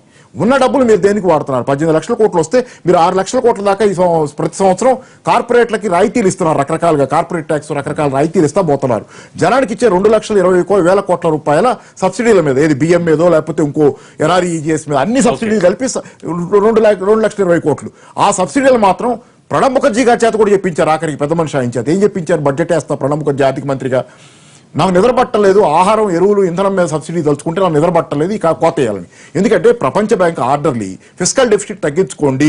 ఆ తగ్గించుకునేది ఎక్కడ తగ్గించుకున్నారు? సామాన్యుడికి ఇచ్చే సర్వస్వం కోతలు పెట్టి ఫిస్కల్ డెఫిసిట్ తగ్గించుకుంటున్నాం అని చెబుతున్నారు. పెద్దవాడికి ఇచ్చే మాత్రం పోతున్నారు. అంటే ఉన్న బడ్జెట్ లో మీరు ఇన్ని పనులు చేస్తున్నారు ప్రజలకు వ్యతిరేకంగా. ప్రజలకు ఇచ్చే సంక్షేమ పథకాలన్నింటి మీద కళ్ళ ముందే ప్రతి బడ్జెట్ లో కోత వేస్తున్నారు ప్రతి ప్రభుత్వం. ఎన్ని చేస్తారు మీరు? ఎక్కడో డబ్బులు వస్తే ఏదో. అందుకని ఈ కథ మాత్రం తప్పు. ఎన్ని డబ్బులు వచ్చినా ఏమీ జరగదు. ఈ వచ్చే డబ్బులు కూడా ధనవంతులు బీజేపీ జాతీయ అధికార ప్రతినిధి వారి టెలిఫోన్ లో సిద్ధంగా ఉన్నారు, వారి అభిప్రాయం తీసుకుందాం. నరసింహారావు గారు నమస్కారం అండి. ప్రస్తుతం పరిస్థితి చూస్తున్నారు, 30 రోజులు దాటినా సరే నోటు కష్టాలు తీరే పరిస్థితి లేదు. అంటే 50 రోజులు అన్నారు కాబట్టి ఇంకా బ్యాలెన్స్ 20 రోజులు ఉంది కాబట్టి ఇంకో 20 రోజులు కష్టాలు పడమన్నది ప్రభుత్వ ఉద్దేశమా? బేసిక్ గా క్షేత్రస్థాయిలో సామాన్యుడికి 2,000 రూపాయల నోట్ దొరకటం లేదు కానీ బడాబాబులకి బ్యాక్ డోర్ ద్వారా దాదాపు ఈ రోజు చూశారు మనం 70 కోట్లు, అటు మొన్న కర్ణాటకలో 4 కోట్లు కానీ 2,000 రూపాయల నోట్లు ఒకళ్ళ దగ్గరే దొరకటం. ఏంటి పరిస్థితిని ఏ విధంగా అంచనా వేస్తున్నారు? దీనిపైన ఇంతవరకు ప్రభుత్వ పెద్దలు ఏం మాట్లాడిన పరిస్థితి లేదు. మాట్లాడాల్సిన అవసరం లేదండి. ఎక్కడైతే ఇటువంటి సంఘటనలు చూశారో వారిపైన కేసులు నమోదు చేయటం, వాటిపైన సంబంధిత అధికారులు ఎవరైతే బ్యాంకులు ఏవైతే ఇటువంటి కరెన్సీని వారికి ఇవ్వటం జరిగిందో వారిపైన చర్యలు తీసుకోవటం, సో అక్రమార్కులు అందరిపైన కూడా పెద్ద వెయిట్ వేయటం జరుగుతోంది. సో మనం తీసిన విధానాలు, చేసిన మార్పుల వలన కొద్ది మంది మనం కంప్లీట్ గా ఈ క్రైమ్ మానేస్తారని మనం అనుకోవటం సబబు కాదు. కాకపోతే వారందరిపైన కఠిన చర్యలు తీసుకొని మరొకరు ఇట్లా చేయడానికి అవకాశం లేకుండా అడ్డగోలుగా ఈ దేశంలో ఎలా అయితే విధానాలు నడిచాయో కొంతకాలం వరకు కొద్ది నెల రోజుల క్రితం వరకు, కొద్ది సంవత్సరాల క్రితం వరకు ఆ పరిస్థితి పునరావృతం కాకుండా వారిపైన కఠిన చర్యలు తీసుకుంటున్నది ఈ ప్రభుత్వం. దీన్ని రాజకీయం చేయడానికి చాలా మంది ప్రయత్నిస్తున్నారు. కాంగ్రెస్ వారు కానివ్వండి, కమ్యూనిస్టులు కానివ్వండి, వారి పవర్ లో ఉన్నప్పుడు, వారి అధికారంలో ఉన్నప్పుడు చేసిన దగులుబాజీ పనులన్నీ కూడా మాకంటగట్టి వారేదో లక్షల కోట్ల రూపాయల స్కాములు చేసి వారే పెద్ద పెద్ద కార్పొరేట్ సంస్థలకి పెద్ద పెద్ద లోన్ ఇచ్చి ఎటువంటి వారి నుంచి భరోసా తీసుకోకుండా, గ్యారంటీ తీసుకోకుండా దేశాన్ని ఇట్లా అధోగతి పాలు చేసిన వారే ఈ రోజున పెద్ద పెద్ద మాటలు మాట్లాడటానికి ప్రయత్నిస్తున్నారు. ప్రజలందరినీ గమనిస్తున్నారు. ప్రజలకు తెలుసు ఈ ప్రధానమంత్రి నరేంద్ర మోదీ గారు ఏ నిర్ణయం తీసుకున్నా సరే ప్రజా దృష్టిలోనే తీసుకుంటున్నారు. రీమానిటైజేషన్ ఎలాగైతే ఈ నోట్ల రద్దు పైన 14 లక్షల కోట్ల నోట్లను రద్దు చేసినప్పుడు ఆ వ్యవస్థని మొత్తం నార్మలైజ్ చేయడానికి సమయం పడుతుంది. 50 రోజుల్లో పరిస్థితులు చాలా వరకు చక్కబడతాయి అని చెప్పడం జరిగింది. సమయం అవ్వగానే మళ్ళీ అన్ని పార్టీలు, మళ్ళీ ప్రజలందరూ కూడా ఇంతకు ముందు చూసినట్టుగా అంత క్యాష్ వ్యవహారం చేయడం సాధ్యం కాదు. ఎందుకంటే మన దేశంలో క్యాష్ టు జీడిపి రేషియో, జీడిపిలో క్యాష్ 14% ఉంది. దాన్ని మనం తప్పనిసరిగా తగ్గించవలసిన అవసరం ఉన్నది. అవినీతి పైన, నల్లధనం పైన మనం ఒక గట్టి పట్టు సాధించాలి అంటే ఇటువంటి క్యాష్ కంప్లీట్ గా మనం ఇటువంటి మళ్ళీ క్యాష్ 14 లక్షల కోట్ల క్యాష్ ని మార్కెట్ లో ప్రవేశపెట్టే ఆలోచన కానీ అవసరం కానీ లేదు. కాబట్టి digital cash, less cash economy వైపు అందరూ వెళ్ళాలి అన్నది ప్రభుత్వ ఆలోచన. దానికి గత అనేక సందర్భాల్లో ప్రజలు అలాగే వ్యాపారస్తులు అందరూ కూడా చాలా ఇటువంటి నరసింహారావు గారు మీ వర్షన్ మీరు చెప్తున్నారు కానీ ఒక్కసారి నా మాట వినండి. కానీ ఇటువంటి పరిస్థితిని ఫ్యూచర్ లో కొనసాగించాలి.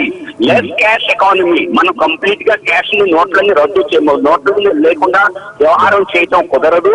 కాకపోతే ఇటువంటి పూర్తి ఇంతకు ముందు వ్యవస్థని మళ్ళీ పునరావృతం చేసే ఉద్దేశం కూడా లేదు. కాబట్టి డిసెంబర్ 30వ తారీఖు మళ్ళీ 14 లక్షల కోట్లు అందరి జేబుల్లోకి వస్తాయి, మళ్ళీ మనం డబ్బు దాచుకోవచ్చు, మళ్ళీ మూలధనాన్ని కోట తెచ్చుకోవచ్చు అని ఎవరైనా అనుకుంటే అది జరగదండి. రైట్ నరసింహారావు గారు మీ వర్షం చెప్పారు, బానే ఉంది. మీరు తలసరి ఆదాయం అన్నారు, జీడిపి అన్నారు, ఇవన్నీ అన్నారు. కానీ సామాన్య రైతుకు కానివ్వండి, చిల్లర కొట్టు వాళ్ళకి కానివ్వండి, రోడ్డు పైన చిల్లర వ్యాపారస్తులు కానివ్వండి, ఇవన్నీ పట్టవు. తలసరి ఆదాయం ఎంత, ఒక తల మీద ఎంత అప్పు ఉంది, ఇవన్నీ అనవసరం అండి. ఈ రోజున బ్యాంక్ వెళ్తే నోటు దొరికిందా, డబ్బులు దొరికాయా, లేదా చిల్లర దొరుకుతోందా, ఇదే వారికి సంబంధించిన సమస్య. ఇది తీవ్ర స్థాయిలో సమస్య ఉంది. 30 రోజులు దాటినా కూడా చిల్లర సమస్య రోజు రోజుకి పెరుగుతోందే తప్ప తగ్గట్లేదు. దీనికి అంతం ఎప్పుడు అనేది ఒక సామాన్యుడి ప్రశ్న. దానికి ఎటువంటి చర్యలు తీసుకుంటున్నారు ప్రభుత్వ పెద్దలు? ఇంతవరకు డిజిటల్ మనీ గురించి మాట్లాడుతున్నారు, నగదు రహితం గురించి మాట్లాడుతున్నారు తప్ప ఈ సమస్య గురించి కోట్ చేయట్లేదనేదే వారి బాధ. దానికి చిల్లర సమస్య తీర్చడానికి ఎటువంటి చర్యలు తీసుకుంటున్నారు, అదొక క్లారిటీ ఇవ్వండి. ఉన్నది మన వ్యవస్థ మారాలి అంటే మన పాత పద్ధతుల్ని మార్చుకోవాలి. మేమంతా క్యాష్ రూపంలోనే ఖర్చు పెడతాము, మేమంతా బ్యాంకుల్లో ఏటీఎంలో నుంచి మొత్తం క్యాష్ డ్రా చేసుకొని ఖర్చు పెడతాము అంటే మనం వ్యవస్థ మార్పులు చేయలేము. క్యాష్ ని 8 నవంబర్ 10 నుంచి వరుసగా మార్కెట్ లో బ్యాంకుల్లో ప్రవేశపెట్టడం జరుగుతుంది. కానీ అంత ధనాన్ని ఎంతైతే ముందు కరెన్సీ సర్క్యులేషన్ లో ఉందో అంత ధనాన్ని మనం పెట్టే ఆలోచన కానీ పెట్టవలసిన అవసరం కానీ లేదు. ఈ రోజున మీరు కనుక చూసినట్లయితే అరుణ్ జైట్లీ గారు ఒక 11 పాయింట్ల ఒక కార్యశైలిని ప్రకటించడం జరిగింది. దీనిలో మనం గ్రామాల దగ్గర నుంచి పట్టణాల వరకు అందరినీ ఎలా డిజిటల్ ట్రాన్సాక్షన్స్ వైపు మనం వాటిని ఎలా మనం వారికి ఎంకరేజ్మెంట్ కలుగజేయాలి. ఇది దానికి అనేక రకమైనటువంటి కార్య ప్రణాళికలు ఈ రోజున ప్రకటించడం జరిగింది. 11 పాయింట్లలో గ్రామస్తుల దగ్గర నుంచి 1,00,000 గ్రామాల్లో మనం పాయింట్ ఆఫ్ సేల్ మెషిన్స్ ఎలా పెట్టాలి, అలాగే ప్రభుత్వ వ్యవస్థలో ప్రభుత్వ ఆర్గనైజేషన్స్ స్టేట్ కార్పొరేషన్స్ లో వాటిలో ట్రాన్సాక్షన్స్ అయినప్పుడు ఎలా వారికి ప్రజలకు మనం డిజిటల్ ట్రాన్సాక్షన్స్ చేయడానికి ఎటువంటి వారికి అవసరాలు కల్పించాలి, ఎటువంటి వారికి ఫెసిలిటీస్ కల్పించాలి. అలాగే రైల్వే బుకింగ్ చాలా లార్జ్ స్కేల్ లో జరుగుతాయి. ప్రస్తుతం మనం కనుక చూసినట్లయితే సామాన్య మానవుడు ప్రయాణించే ఒక ట్రాన్స్పోర్టేషన్ ఇదన్నమాట ఫెసిలిటీ. చెప్పినవన్నీ ప్రజలు ఆల్రెడీ ఆహ్వానించారు. నగదు రహిత ట్రాన్సాక్షన్స్ కి మొగ్గు చూపుతూ ఉన్నారు. అది పెరిగినాయని అరుణ్ జైట్లీ కూడా 40% పెరిగిందని కూడా ప్రెస్ మీట్ లో చెప్పారు. అంటే దేశం ముందుకెళ్తూ దేశంలో మార్పు రాదు. అటువంటి మార్పు తీసుకురావడానికి కంకణం కట్టుకున్నారు ప్రధాని. ప్రజా వ్యతిరేక కార్యక్రమాలు చేయడం ఏ ప్రభుత్వం యొక్క లక్ష్యం కాదు. దీనిలో ప్రజల సహకారం, ప్రజల మద్దతు మాకు పూర్తిగా ఉన్నదని మేము విశ్వసిస్తున్నాం. ప్రజలకు కొంత అసౌకర్యం కలిగిన మాట వాస్తవమే, కానీ ఇది దేశాన్ని మేలు చేయడానికి మనం చేస్తున్నటువంటి ఒక కార్యం కాబట్టి దీన్ని కూడా సమర్థించవలసిందంత వారిని ప్రజలకి చెప్పడం గానీ ప్రేరేపించడం గానీ జరిగింది. ప్రజలు దీన్ని ఆశీర్వదిస్తారు, సమర్థిస్తారు అని మేము ఖచ్చితంగా నమ్ముతున్నాం. ఎందుకంటే ఏ నరసింహారావు గారు దయచేసి ఒక్క నిమిషం. వ్యవస్థ మార్పుతో పాటు మన ప్రజల్ని కూడా మంట తీసుకుని వెళ్ళవలసిన అవసరం ఉన్నది. అది మేము చూస్తున్నాం. నరసింహారావు గారు చాలా మంచి విషయాలు చెప్పారు. ప్రజలు స్వాగతిస్తారంటున్నారు. స్వాగతించిన దానికి నిదర్శనం 20% నుంచి 40% ట్రాన్సాక్షన్స్ పెరిగినాయి, నగదు రహిత లావాదేవీలు అంటానికి అదొకటే పెద్ద నిదర్శనంగా చెప్పొచ్చు. కానీ ఇక్కడ ఒక్క సమస్య, బ్యాక్ డోర్ ద్వారా బడాబాబులకు వేల కోట్లు వెళ్లిపోతున్నప్పుడు నల్లధనాన్ని అరికట్టడం ఎంతవరకు, నల్ల కుబేరుల ఆట కట్టించడం ఎంతవరకు సాధ్యమవుతుందనేది ఒక అనుమానం ఈ రోజు కలుగుతోంది. మీరు చూసారా, చర్యలు తీసుకుంటున్నామని చెప్తూ ఉన్నారు. తెలిసినవి కొన్ని, తెలియనివి చాలా ఉన్నాయి. కానీ దీనికి ఎటువంటి సమాధానం చెప్తారు? అది సాధ్యమయ్యే పనేనా మరి ప్రస్తుత తరుణంలో? అది చూడండి, మనం ఎటువంటి నిబంధనలు ఉన్నప్పటికీ కొంతమంది క్రిమినల్స్ సిస్టమ్ లో ఉండటం జరుగుతుంది. ఏ దేశంలో కూడా క్రిమినల్స్ కంప్లీట్ గా అవాయిడ్ అవ్వరు. కాకపోతే ఇక్కడ మన పరిస్థితి ఏమంటే, మన దేశంలో మొన్న వరకు తప్పుడు విధానాలను ఎవరు చేపట్టినా ఎటువంటి భయం లేకుండా, ఎటువంటి ఆరోపణలు లేకుండా, ఎటువంటి వారిపైన చర్యలు లేకుండా వారు చేయడం జరిగింది. ఈ రోజున ప్రభుత్వం గట్టి సంకేతం ఇచ్చింది. ఇటువంటివి ఎక్కడ తెలిసినా సరే నేను మీకు భరోసా ఇస్తున్నాను మీ ద్వారా మీ వ్యూవర్స్ కి, ఎక్కడ ఎటువంటి విషయాలు వెలుగులోకి వచ్చినా సరే వారిపైన చాలా కఠినమైన చర్యలు మా ప్రభుత్వం తీసుకుంటుంది. ఆర్థిక రంగంలో నిపుణులు ఇంకా 6 నెలలు పడుతుందంటున్నారు. ఎంత లోపల ప్రజల కష్టాలు తీరుతాయంటారు? రైట్, థ్యాంక్ యూ నరసింహారావు గారు. మనం చర్చను కొనసాగించే ముందు షార్ట్ బ్రేక్ తీసుకుందాం. Welcome back. నారాయణ గారు, ఇందాక నరసింహారావు గారు మాట్లాడారు, black money already back door ద్వారా బ్యాంకింగ్ వ్యవస్థలో బ్లాక్ మనీ మళ్ళీ వెళ్లిపోతోంది అన్న తరుణంలో మేము ఎవరికి సమాధానం చెప్పాల్సిన అవసరం లేదు. మేము ఒక ఉన్నత లక్ష్యంతో దీన్ని అమలు చేశాము కాబట్టి అన్ని సక్రమంగా జరుగుతాయి, ఇంకొన్ని రోజులు వేచి చూడాలన్న ధోరణిలోనే మాట్లాడుతున్నారు. కానీ క్షేత్రస్థాయిలో అమలు చేసే చోట సరిగ్గా లేనప్పుడు ఎంతవరకు నల్ల కుబేరుల్ని బయటికి లాగలం, ఎంతవరకు నల్లధనాన్ని అరికట్టే పరిస్థితి ఉంటుందంటారు? విషయం చెట్టు కింద కూర్చొని అమృతం కాంటపోతుందండి.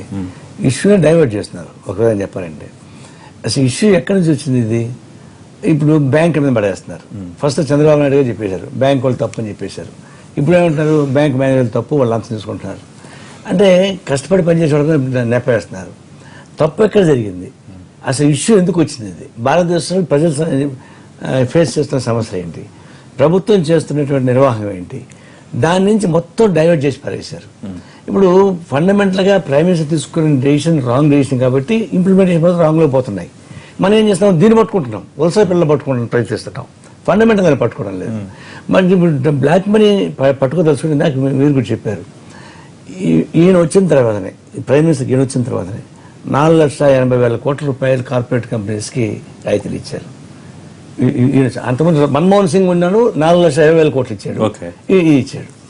తర్వాత 13 లక్షల కోట్ల రూపాయలు ఎన్పిఏ కింద ప్రకటించి పక్కన పెట్టుకున్నారు. ఆ పేర్లు బయట చెప్పకూడదంట, గుప్త నిధులు అంటే అవి వాళ్ళ జోలికి పోదలుచుకోలేదు. సరే, మిగతా బ్లాక్ మనీ పక్కన పెట్టండి. ఇప్పుడు ఎప్పుడైతే రిలయన్స్ కానీ అదాని కానీ వాళ్ళకి సంబంధించింది మీకు తెలుసు, ఎట్ట డైవర్ట్ అవుతుందో తెలుసు, 20,000 కోట్ల రూపాయలు తీసుకెళ్లి ఓఎన్జీసీ మనీ తీసుకెళ్లి గుజరాత్ కార్పొరేషన్ పడేశారు. అంతకుముందు దాని నుంచి డబ్బులు మిస్యూజ్ చేశారు. ఇవన్నీ అట్లాంటి మిస్టేక్స్ని కంటిన్యూ చేసుకుంటూ బ్లాక్ మనీ ఆపడం సాధ్యం కాదు. బ్లాక్ మనీ ఆపదలుచుకుంటే అవన్నీ కట్ చేసుకుంటూ వస్తే అవుతుంది. లంచాలు 2 రకాలు. బ్యాంకులో మేనేజర్ లంచం తీసుకునేది, ఉద్యోగస్తులు లంచాలు తీసుకునేది, ₹1,00,000, ₹50,000. ఈ లంచాన్ని ఎగ్జారేట్ చూపిస్తున్నారు. వేల కోట్ల రూపాయలు పోతా ఉన్నాయి, దాని జోలికి పోవడం లేదు. ఇప్పుడు రైతుకు అందరూ కలిపి అంటే ₹1,00,000 కోట్ల అప్పు ఉంటుందండి, 60-70 కోట్లు ఉంటుంది అప్పు. దాన్ని రద్దు చేయడానికి సిద్ధంగా లేదు. కానీ ఈ ₹1,30,000 కోట్ల రద్దు చేశారు కదా ఈ మధ్యలోనే. అందుకని చెప్పి ఏంటంటే ఈ గవర్నమెంట్ ఒక విధంగా కార్పొరేట్ కంపెనీస్కి సాయం చేయదలుచుకుంది, డిసైడ్ చేసుకున్నారు వాళ్ళు. దాని ప్రకారం ఈ ఈ చిన్న చిన్న షాపులని పోవాలి. ఒక 5 కోట్ల కుటుంబాలు చిన్న చిన్న షాపులు ఉన్నాయి, అవన్నీ పోవాలి.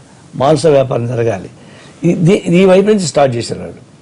దాన్ని డైవర్ట్ చేయడానికి జనం ఇబ్బంది పడుతున్నప్పుడు ఇవన్నీ మొత్తం డైవర్ట్ చేసి పారేయాలి.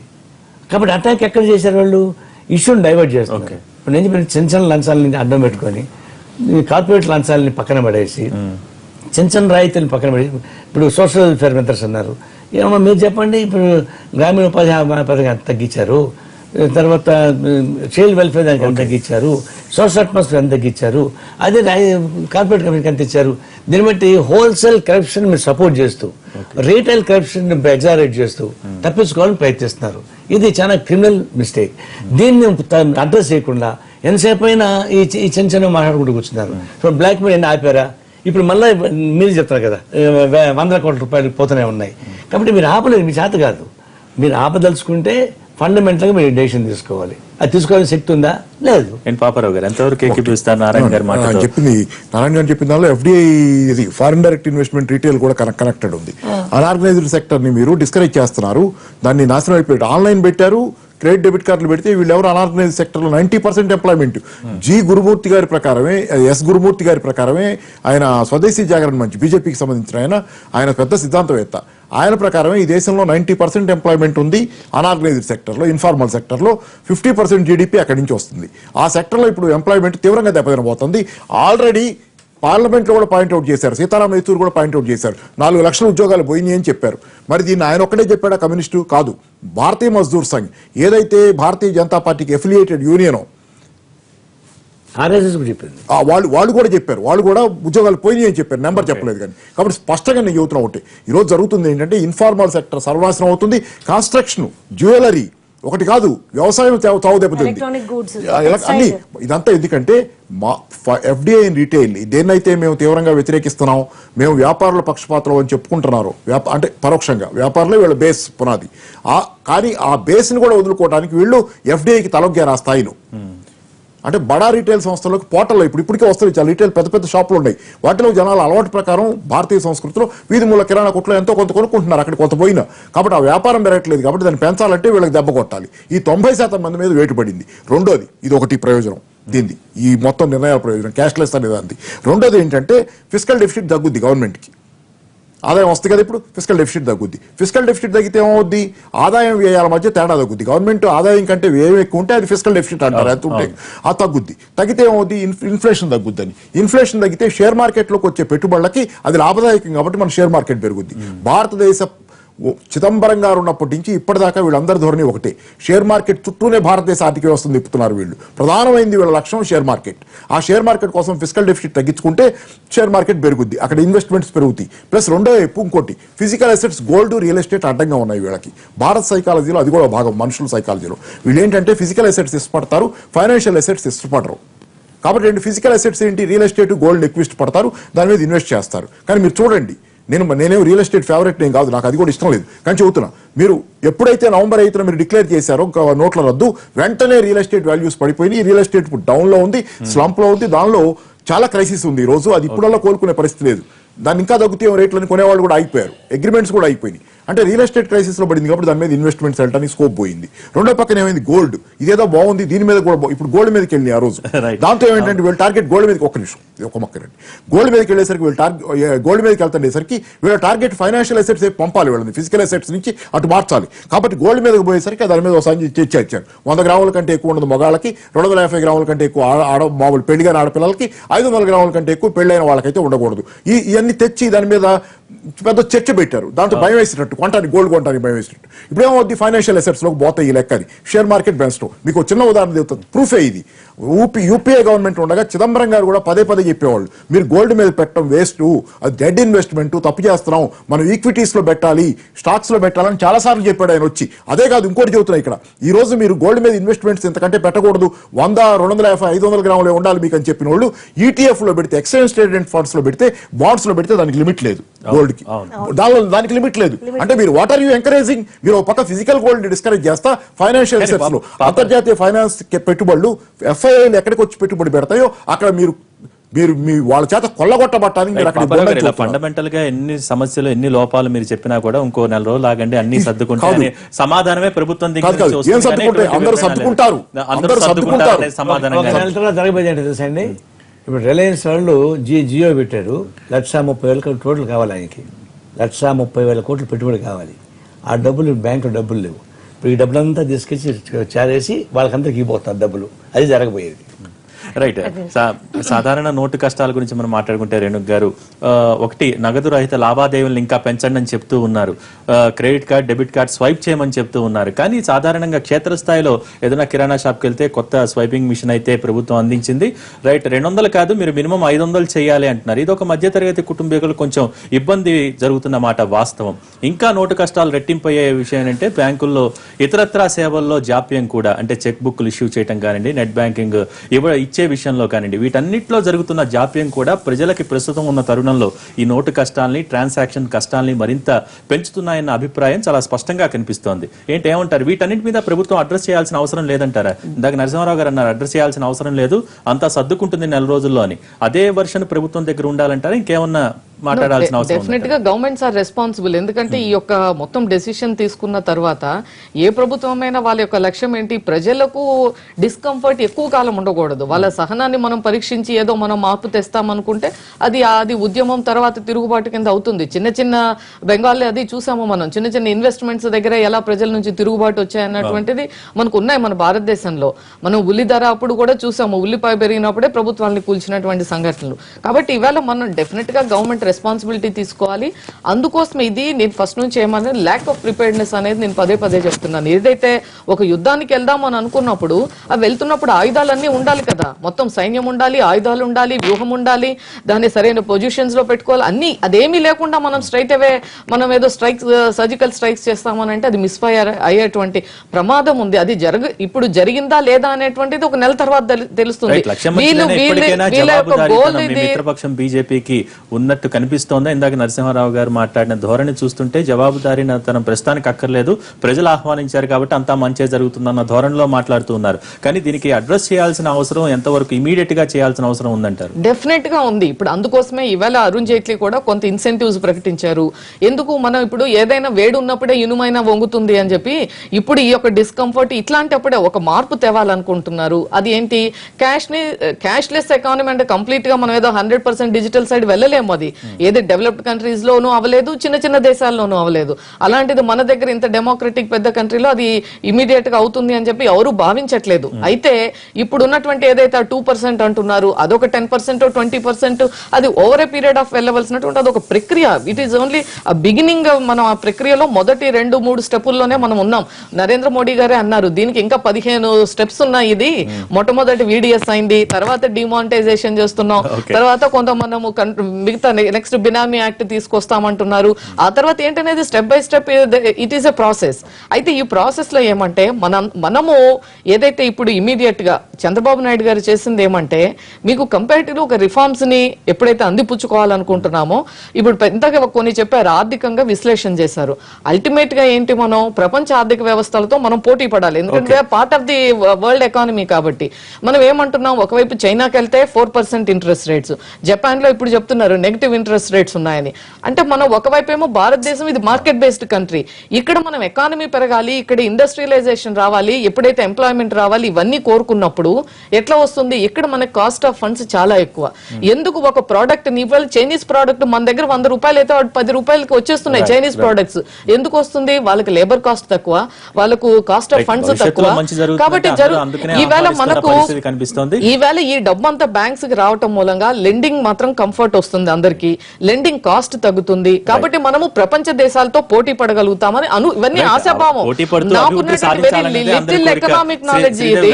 నేను అనుకునేది ఇంట్రెస్ట్ రేట్లు తగ్గినప్పుడు మనం కంఫర్టబుల్ గా ఉంటాం. వ్యవస్థ అనేది చాలా పకడ్బందీగా ఉంటుంది. అటువంటి తరుణంలో కూడా క్షేత్రస్థాయిలో బ్యాక్ డోర్ ట్రాన్సాక్షన్స్ జరుగుతున్నాయంటే ఎంతవరకు నల్లధనాన్ని కానివ్వండి, నల్ల కుబేరులు ఆట కట్టించడం కానివ్వండి, ఇవన్నీ జరుగుతాయని మనం భావించవచ్చు. ఇప్పుడు ఒకటండి, పిల్ఫరేజ్ ని క్యాప్ చేయడంలో ప్రభుత్వ వైఫల్యం చాలా క్లియర్ గా కనిపిస్తుంది. అంటే ఎలాగైతే ప్రిపేర్డ్నెస్ లేదు అన్నారో, ఈ పిల్ఫరేజ్ ని క్యాప్ చేసేటటువంటి ప్రొసీజర్స్ మీద కూడా అవగాహన లేదు. నాకు ఒకటే కన్సర్న్ అండి, ఎంప్లాయ్మెంట్. ఎప్పుడైతే మోడీ గారు ప్రభుత్వంలోకి వచ్చారో సంవత్సరానికి 2 కోట్ల ఉద్యోగాలు వస్తాయని ఒక ఆశతో ముందుకెళ్ళాం. కానీ అది మాత్రము 1,35,000 లాంటి చాలా చిన్న ఫిగర్ లో ఆగిపోయింది. ఎప్పుడు అన్ని కండిషన్స్ నార్మల్ గా ఉన్నప్పుడు. ఇప్పుడు ఇంత సంక్షోభంలో 50 రోజుల్లో గానీ 50 నెలల్లో అయినా కూడా మనము అనుకున్న 2 కోట్లు కాదు కదా, 2 లక్షల ఉద్యోగాల వరకు వెళ్లే అవకాశం ఉందా లేదా? Very much worried. Interest rate తగ్గాలని మేడం అన్నారు రేణుక గారు. అయితే నేను ఒకటి చెబుతా, తగ్గల నిన్నే తగ్గల, నేను జరిగింది కదా, తగ్గించలేదు. ఎందుకు తగ్గించలా? ఇక్కడ ఇంట్రెస్ట్ రేట్లు తగ్గిస్తే రేపు అమెరికాలో ఇంట్రెస్ట్ రేట్లు పెరగబోతున్నాయి. పెరిగేటట్లయితే ఈ మొత్తం షేర్ మార్కెట్ లో ఉన్నాయని అక్కడికి వెళ్ళిపోతాయి పెట్టుబడులు. కాబట్టి షేర్ మార్కెట్ ని కాపాడుకోవడం కోసం ఇప్పుడల్లా ఇంట్రెస్ట్ రేట్లు తగ్గించరు. నేను చెప్తున్నాను, షేర్ మార్కెట్ చుట్టూనే భారత ఆర్థిక వ్యవస్థ తిప్పుతున్నారు. షేర్ మార్కెట్ లో ఉన్న వాళ్ళే మనుషులు. అది రైట్. భవిష్యత్తులో ఎంత మంచి జరిగినా మనం అందరం ఆహ్వానిద్దాం. బట్ ఇప్పుడు ప్రస్తుతం ఇమీడియట్ గా సామాన్యుడి నోటు కష్టాలు మాత్రం తీరాలని మనస్ఫూర్తిగా కోరుకుంటున్నాను. థ్యాంక్ యూ వెరీ మచ్ అండి. ఈ రోజు ప్రత్యేక చర్చలో పాల్గొన్నందుకు. ఇది ఈ రోజు ప్రత్యేక చర్చా కార్యక్రమం.